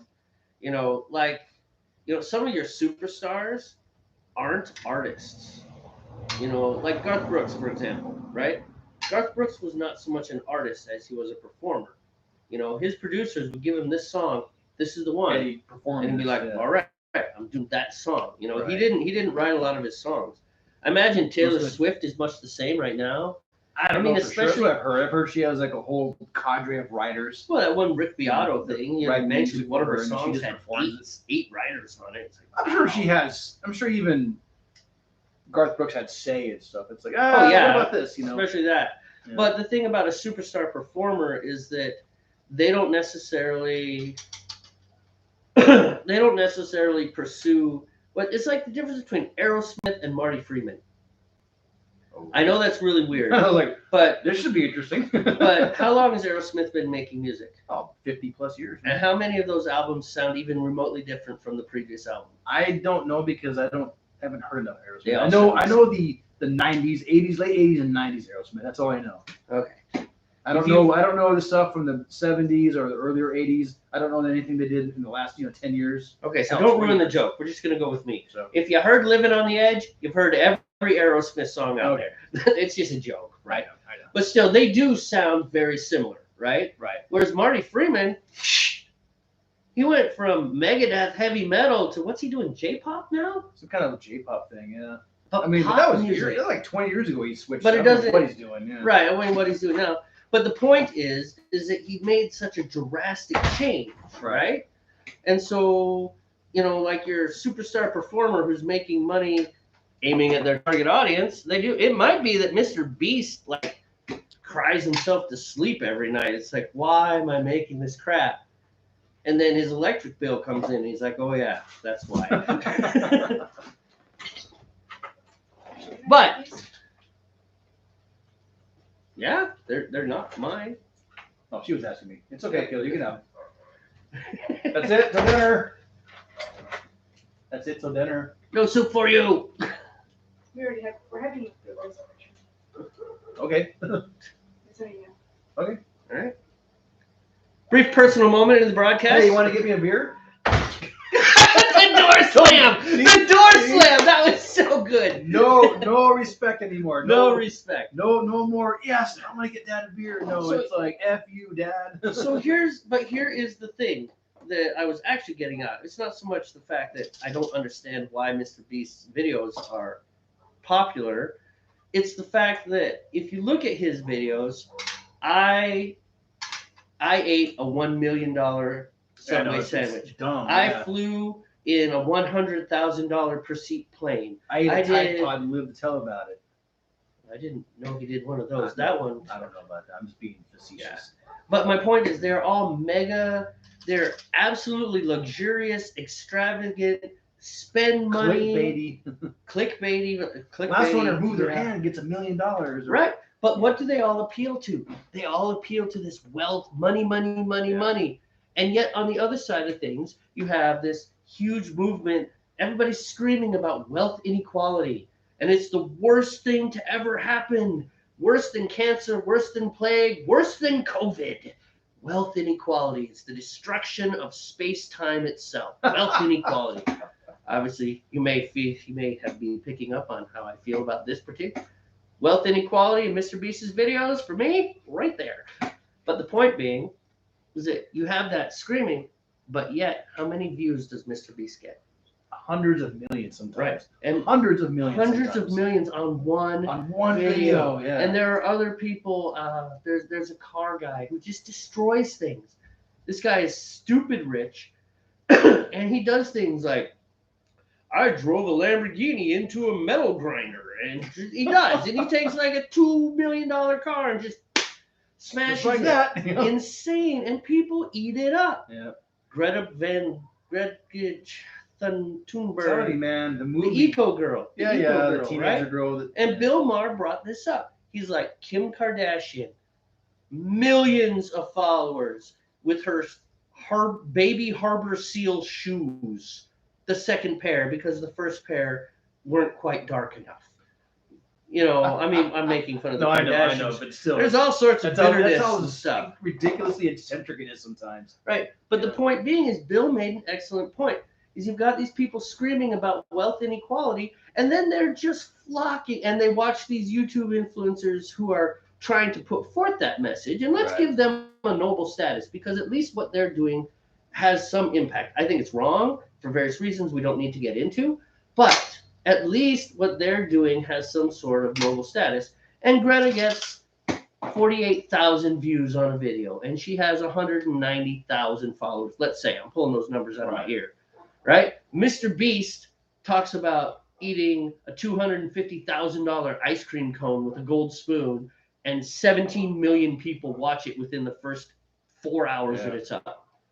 It's like, I don't think we care about wealth inequality nearly as much as we say we do we? No, we don't. We don't care about that. You know what this is? This is the beginning of the movie Idiocracy, where they watch. If you've ever seen the movie, they're entertained by just pointless, dumb crap. I've seen pieces and parts of That movie is meant to be a comedy. It is a portent. Yes, it's a prophecy. I'm saying that in all seriousness. That movie scared me. Yeah, it was supposed to be a comedy. That movie scared me. Would you like at least a top off? Yeah, sure. Okay. But it was something that struck me, and something to talk about on the show, is that whole disconnect between what you do and what you say. Oh, right. I hate Walmart. Why are you in Walmart then? Oh, it was like some of those politicians that were like, "You better wear your mask," and then they were like doing things without masks back during the play. Yeah. It's like, and here's what's interesting is that I kind of get it. If it's an ideal and you fail to hold the ideal, that's one thing. So so I'm a Christian, right? So Christianity has a lot of what we'll call rules, for lack of a better term. We could call them ideals too, things like that. And I miss the mark all the time. 4 more beers and we will probably be PG-13. Don't close it on the beers. I know. Okay. I was gonna say something, but then I'm like, wait. Don't put us to PG-13 so soon. No. I was gonna say we were actually already PG. Oh, what happened? I dropped an S-bomb earlier. Oh, see, I didn't even notice. But I was off camera. I was over here pouring the last set of beers. And I Ah. said something. I think I said BS or something. It's like, oh, we're PG now. But the point being is that, well, just take any religious system. Take Islam. Let's take something that I'm not part of. And their prohibition on alcohol, right? I forget what the movie was. It's a pretty good movie, but it was about a British Islamic family. Okay. And it was like the daughter was trying to marry a Jew. I mean, they took They it. weren't having it, kind of thing. Oh, they took it. Well, here's the thing: is that so the daughter wanted to marry a Jew. There was like everything was fictional, but there was like, and it's all in this British London suburb or whatever. So we're talking Islam, Judaism, and this is a Jewish Jew, not like my name happens to be Goldberg, but like my parents are Jews, my father's a rabbi, I go to Shabbat and all these things, right? Anyhow, but it was really funny the way they played it because they also had this, somehow they brought in this radical Islamic guy. And basically what they did is they took every person in the whole movie, except for, so all the people that were trying to force these ideals, like the radical Islamic leader, he turned out to have like 6 wives and he drank beer every day or something. Meanwhile, the Islamic dad, it kind of focused around him, Okay. And they're like, have you never touched alcohol? And he's like, last week, Point being, Islam has ideals. Christianity has ideals. Judaism has ideals. And no human being can hit the mark every time. Right. But you pick yourself up, you're like, darn it. And you try again. Yeah. And you fail. You pick yourself up and you try again. Now that's one thing, because that's a system, right? That portends, that is God, or a God if you want, because I don't believe that Allah and God are the same, right? So a God that has handed down a set of rules, and as that God's follower, you are trying to uphold those rules. Not quite the same as you saying, you will wipe your feet every time you come in my house, and then you track mud through your house. I'm like, Really? That's Really? That's hypocrisy. that's hypocrisy. I can get the word out. Can't You know? talk today. So it is a little different, but it's just this thing about, we have these ideals. It's like this, that, and the other, and it's like I just cannot hold that standard. I'm trying, but I fail. Why? Because I hate this mask. Why? Because I'm afraid of needles. Why? Because I think the whole COVID thing was a little bit overblown. Agreed. Little bit. Little bit. You know, and so With that, viewers' comments. the last thing we got is sack drop, slow-mo, let's go. Okay, so nothing new since then. Yeah, Okay. nothing new since then. But, you know, anyways, my point, where was I going with it? Oh, because we were talking about politicians. How do we get to politicians? Really? I don't know. I forgot. I don't. I was No, talking I'm about. saying really that you're surprised that we got to politicians. No, I'm not surprised. Oh. But I work very hard not to be hyper political on the broadcast. I really do. Well, we were talking about people's how what the words that come out of their mouth often don't match their actions. Right. And then something came up about And it was a politicians. little different. Oh, and then it was politicians saying thou shalt wear a mask, and then getting caught at Not wearing public masks, functions not wearing masks and Yeah. stuff. Yeah, and it's just like, yeah, I mean that's everywhere, you know. But it's just telling. It's telling. It's like that's one of the reasons that I don't mind being a capitalist, because I'm pretty consistent. Take all you can, give nothing back. It's like it's easy. This really appeals to base human nature. It's all mine. Mine. I mean, it has to be tempered, because obviously untempered capitalism is great for super strong, super farty guys. You know, they smell really bad, and so everybody farty dies guys. while they take all the gold. It's not what was supposed to come out of my mouth. I was like super farty, huh? Super strong, super smart, super fast folks. They do great in pure capitalism because they take everything. Right. But everybody else suffers. And capitalism is cyclical, you know, up and then down, and up and down, boom and bust. All right. I have 13 and a half minutes left on my steep. I have 32 minutes left on my boil.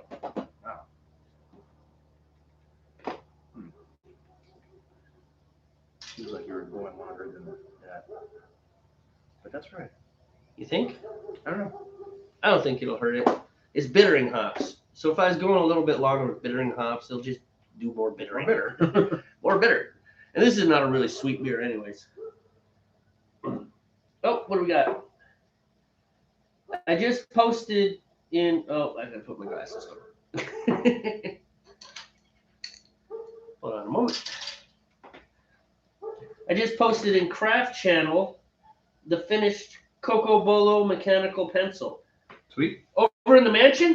You're talking about over in the mansion, Yeah. right? Yeah, you still want to mention. Sweet. Let us go look. Might as well.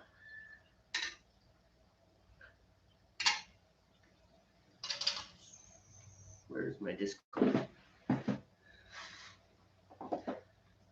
Okay. All right. Giggity. Lou, in another episode of I Have No Clue What I'm Drinking. Okay, that's funny. That's funny. I don't care who you are.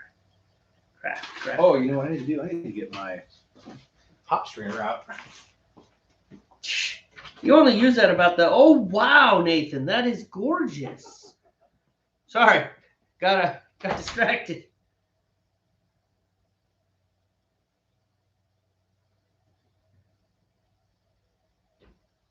Look at that. That is pretty.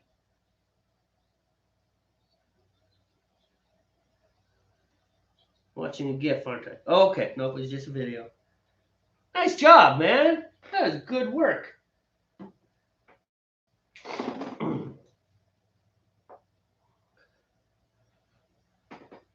And Steve left again.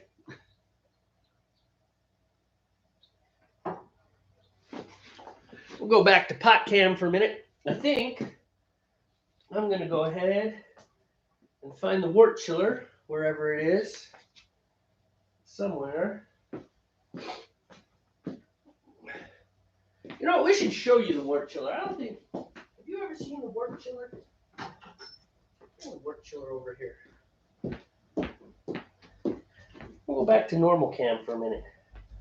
So this is the wort chiller. Have we ever shown this to you? I don't know if we have. If we haven't, then now here it is. If we have, well, you're getting shown again.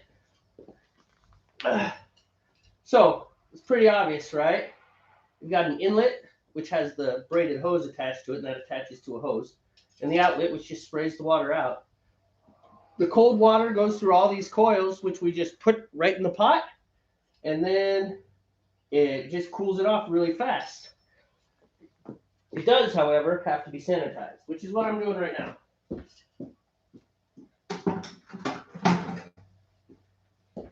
We used to, I'm going to go ahead and go back to pot cam since I'm not going to be on camera. We used to take the pots and put them in Steve's sink with ice and stir the heck out of them. And it took probably a good 20, 25 minutes to get from boiling down to like 100 to 90 degrees.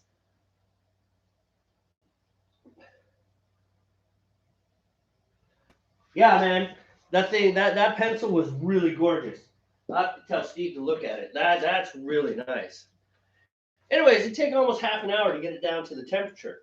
With this wort chiller, it takes 10 minutes, maybe 7 minutes.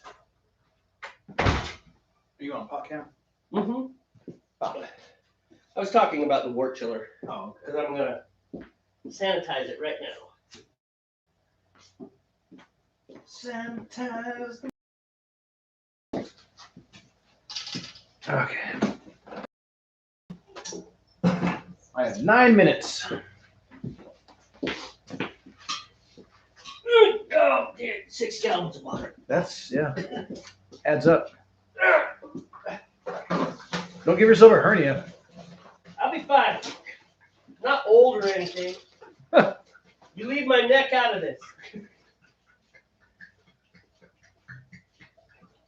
All right. I'll leave it out this time.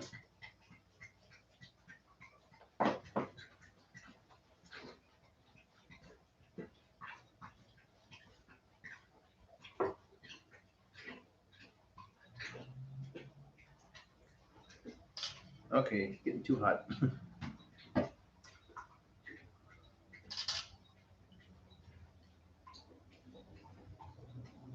Don't worry, I'm watching your boil for you. Thanks, man. I'm not too worried about my boil. For one thing, it's not windy at all today. No, the weather and the temperature itself is pretty stable. Pretty clear out. I mean, it's nice. It's a nice day. And the other thing is, I'm not the one who's cursed with the boilovers. Sure, it happened once.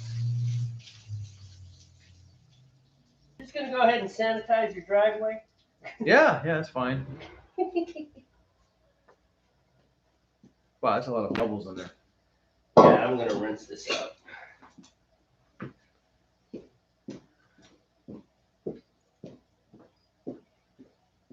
What is that on in the driveway there? Something copper looking. What? What is that? What is what? Right next to the bucket.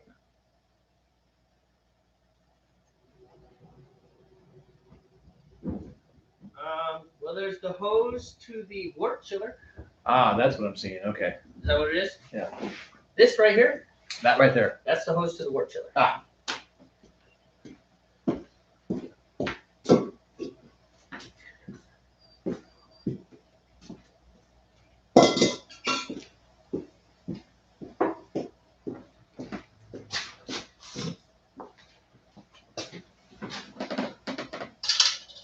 It's almost like watching paint dry, isn't it? Dear viewers, watching this wort boil. Appreciate you doing that, by the way. Oh, it's fine, man. I don't know. So- I'm not sure if anybody's made any comments since our last check. I can't see it from over here because I'm old. Okay, Nathan says, I know what it is, but cool device. Yeah, Nathan's been watching it long enough. He's actually watched some of the videos where we did like a whole brew session right down to chilling. Oh wow, okay. Like out at my house where we were able to run the camera and show everything. I know Nathan's seen a couple of those. Yeah, right. More closer to 6 minutes. I'm getting there.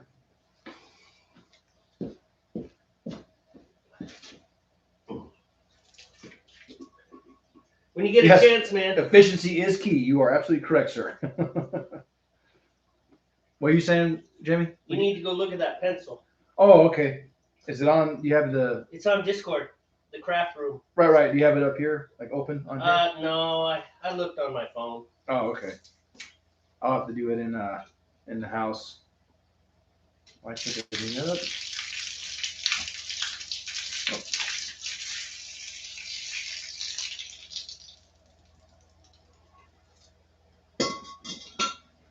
Well, that didn't work.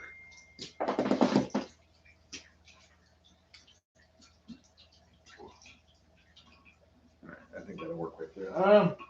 I have to respond to a important message. Uh-oh. Does it have something to do with dinner? It does. Oh, please respond to the message. Don't ignore that message.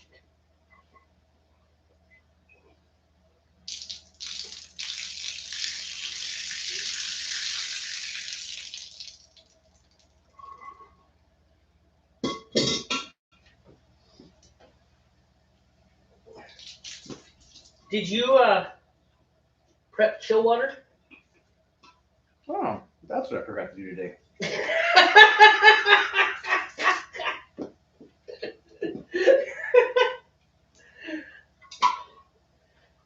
This is so much fun.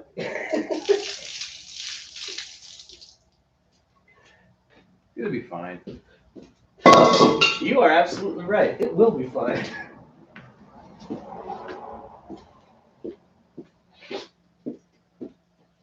And I'm just gonna steal a gallon bottle then. Yeah. Water's cold that comes out of the tap. It is, and we're moving on into fall where it's colder.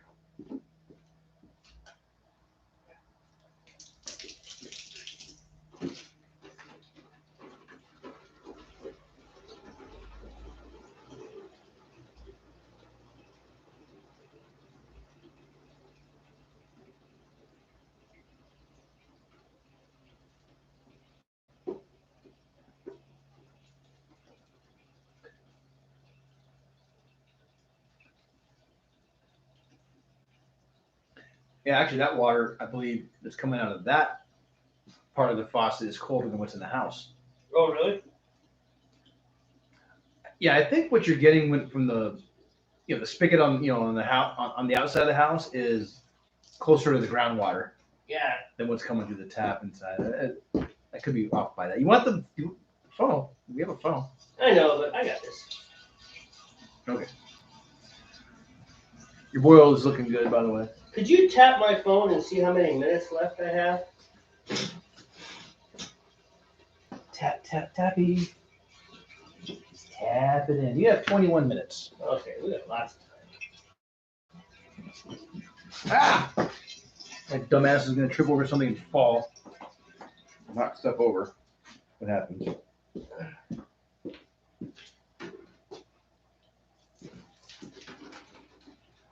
So we have one watching right now. One I guess, watching? yeah, which I'm.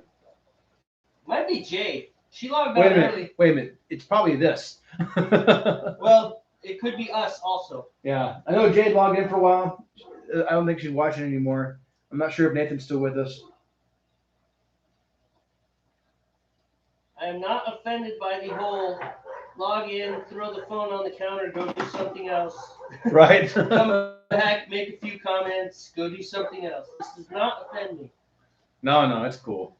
I mean, especially for a really long broadcast. I mean, it's just Yeah, like, we're kind of outside the typical boundary, man. it's We're like I got a life here. broadcasting for hours, literally hours, Right, and we're not super coherent.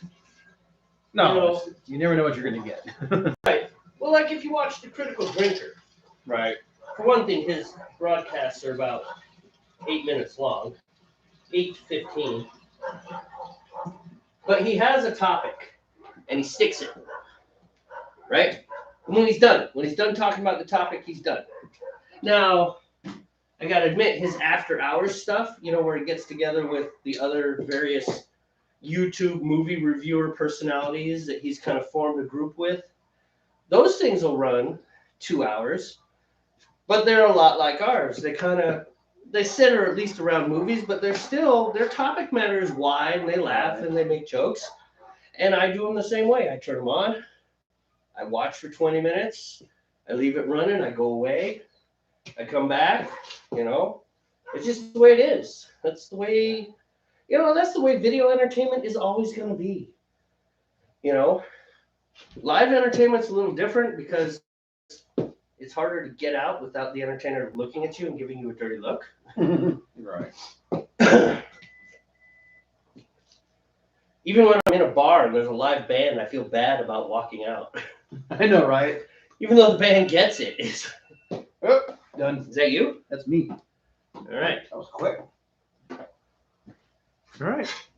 I'm gonna have to remove the sacks from the water. Draining the sacks, are we? Drain the sacks. Oh, shoot. Wow.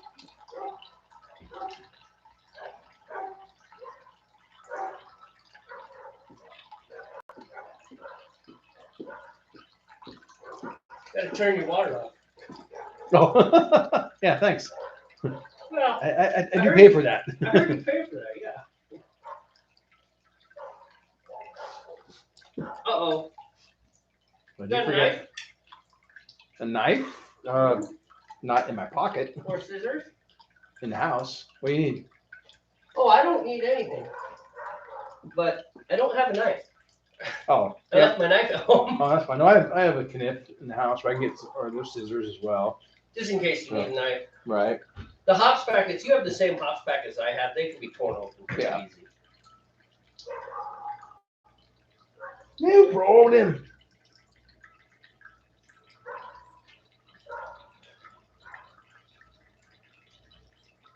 The one that's dangerous is dry malt extract. Yeah. Because it's that weird, So Like- powder and fine. yeah, and it's like brittle plastic. You know, it's the plastic that you try, and it doesn't just slowly pull apart. It like shreds in these random directions, and half your dry malt goes on the floor. All right. That's enough draining. I don't have sparge water ready, so I'm not worried about it. We've never actually done sparge water. Because we've never done Aldrich. Right, but you can actually rinse these grains with sparge water as well. Oh, If you so chose to, you know. is there a big advantage to it? No, Oh, okay. you just rinse the rest of the You just get everything. whatever you were gaining from those grains, you just happen to get the rest of it. That's all right. okay. My chickens will love it. All right, I need my malts, which are behind you. Yeah, they're in the sun. Still. Not exactly sure. How much? good it's gonna be. Yeah, because the temperature's not warm out there today. Maybe if you'd have wrapped them in black plastic. Maybe, but that's all right. Ooh.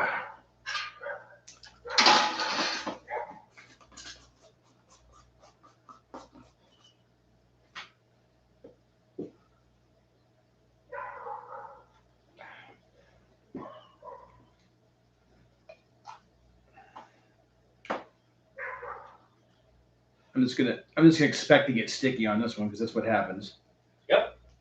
There's no avoiding it. There's no Although- avoiding. I didn't get sticky. Really? No, How did you manage that? no, magic.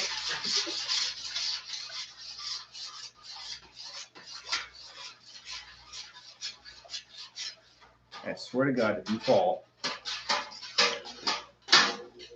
I'm going to hurt you. You don't need it anymore. Yeah, I don't. Yeah, that. Give it back to me. I will put it on my table and then I'll put it over here. It's on that side there.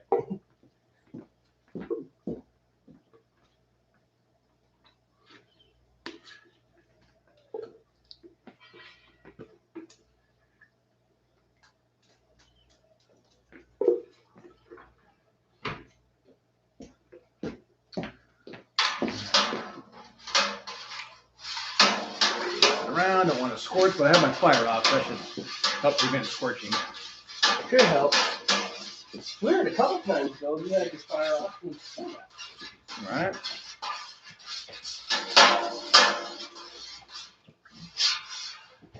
All right. We're okay. So I've got there. 3 minutes until this is supposed to be added. Oh, I'm ready. in those 3 minutes, something will come up that I think is interesting to talk about, and I will miss my You'll spot. miss your spot. So let's just not talk about anything for 3 minutes. It's gonna be impossible. There's no way I could do that.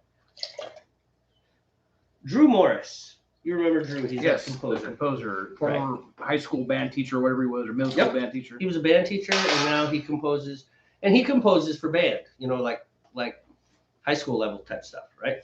Anyways, I like Drew. I like his personality. Anyways, every year he does a video of him sitting for 10 whole minutes, drinking a cup of coffee, not saying a word. What's the purpose of it? I don't know. He just likes to It's do just it. a video of him going, Yeah, that's it. 10 minutes. weird. No soundtrack. Just silence. 10 minutes. Speaking of soundtracks, any more competitions coming up? I don't know. I should look into it. You know, Spitfire, you know, they did that first competition with Westworld. Which was just an abomination. Yeah, well, the winner was an abomination. The problem was the winner was an insult to all the composers who sent stuff in. I mean, technically it fit, but no. Seems a little unfair too, because like the person was already associated with them. Yeah, he was associated with them, and he was a successful film composer already. Not John Williams level, but still. Got some credit though, right? Right. But you know, none of that was as bothersome as how horrible it was. And then the second one was much better. Yeah, the Stargo one or whatever it was. Yeah, I mean, the winner of that Remember- was much easier to stomach. I remember cracking up one time back when when Stephanie still lived here. We were over there for dinner one night or whatever, and that show was on at their house. I looked up, I'm like, oh, that's Stargirl. I told them the story. I was like, you know, Jim entered a competition and composed a piece of music for that show for one of the scenes. I don't think it was that episode, though, but I just recognized the Stargirl outfit and the get up. I thought my competition for that was pretty good. Yeah, that's also too. It fit.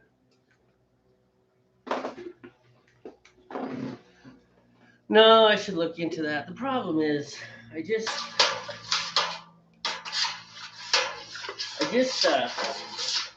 life gets so stinking busy. Oh, you know what? I'm still here just working on a black walnut. Oh. All that, and there's another word there.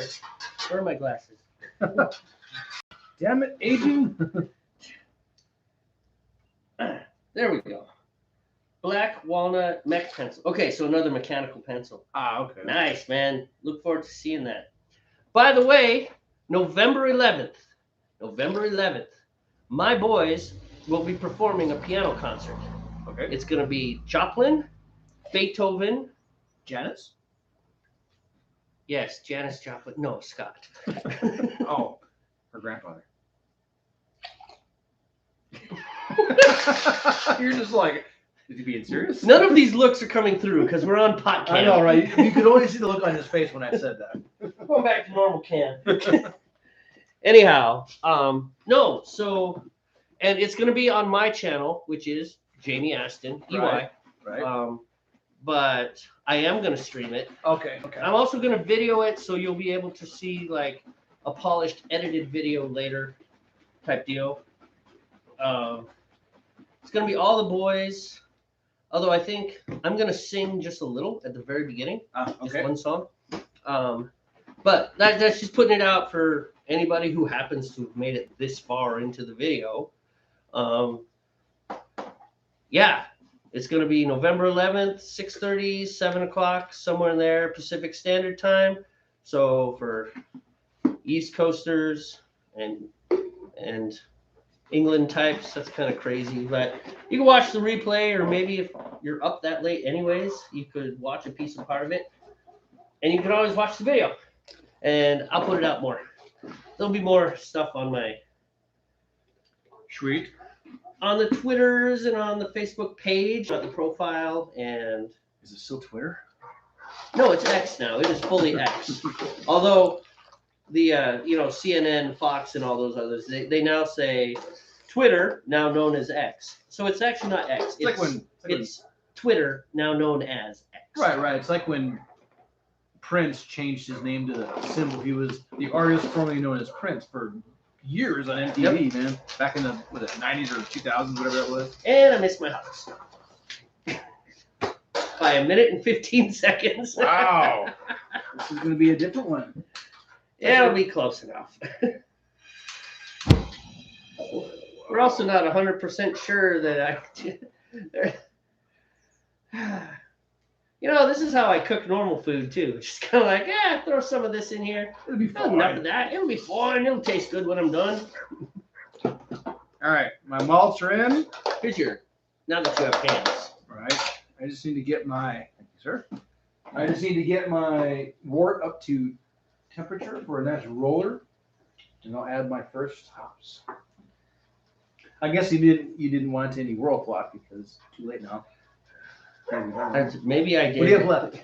I have like 7 minutes left. Don't worry about it. Yeah, I mean, I don't know how precise it has to be, but the packaging says 10 minutes. So whatever. Right, and especially for a beer this dark, it's kind of like, Right. I'm going to use it not so much to make the beer clear because it's dark, but to get the chunkies out of it as much as I can. right. No, I understand. I understand the reasoning behind it.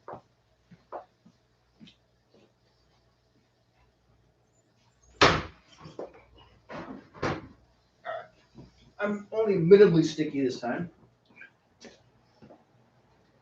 Minimally. Minimally. Here, this is top off if we need it. Okay. I don't know what happened to the jug I was using. Did I put it back I or? don't know. I'm just going to go fill them up. Oh, it's right here. Here's one. Yeah, that's not. It would land in my beer. Is what It happened. would in your beer. It would not. It would like do this. It would come down right towards my beer and then float and then go in yours. Poor Steve. He's just doomed to beer disasters.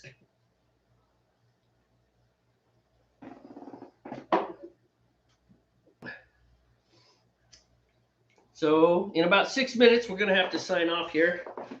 Thanks, Nathan, for being here. Jade, thank you for popping in. Appreciate it. We had a good time making beer. It's always fun to make beer. It's just fun for us. It's cool when you all show up, but it'd be fun either way. That looks like grass. Why is there grass in my beer? Maybe it's not grass. I'm not sure. So yeah, we're gonna be doing Joplin.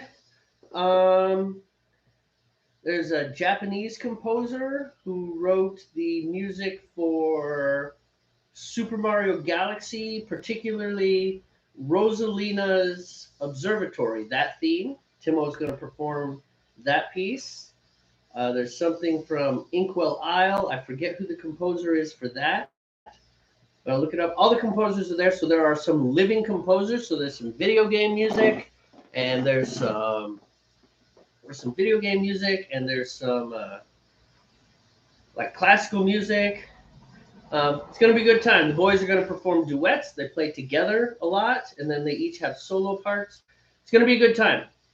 They're really, my kids are actually pretty darn good. You can go to my YouTube channel right now and check out my kids' piano playing if you want. They are no slouches. They know how to play the piano.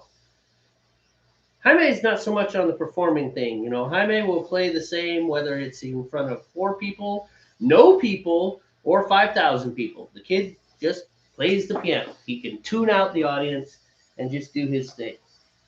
Timoteo, on the other hand, he loves a crowd, and he does get a little stage fright once in a while. But he's also so sure that everyone will love him that he doesn't sweat it. I think there's more pressure from Dad wanting him to do a good job than himself. There's more external pressure on him. He feels more external pressure than he feels internal pressure. I really hope Steve comes back in 4 minutes and 2 seconds so we can sign off. Because one thing you have to do, we've learned, you got to get your beer off the fire and chilling as quickly as possible. I would text Steve, but his phone's right there, so that's not going to do me any good either. All right, man. So in 3 minutes and 33 seconds, we got to start chilling. All right. So let's say goodbye to the good folks who have been viewing us. Alrighty. Your water locking stuff is on the counter drying. Excellent. Thank you. Okay. All right. Are you ready? Ready? Goodbye. Goodbye. That's not how we sign off. So anyways, thank you for being here. We're going to sign off because we're about to start running around like chickens with our heads cut off. And that's always fun, but it's not conducive for filming. So, as always, relax. Don't worry. Have a home brew. All Take right. care. And then we do this part because we need a production team, Steve. Mhm.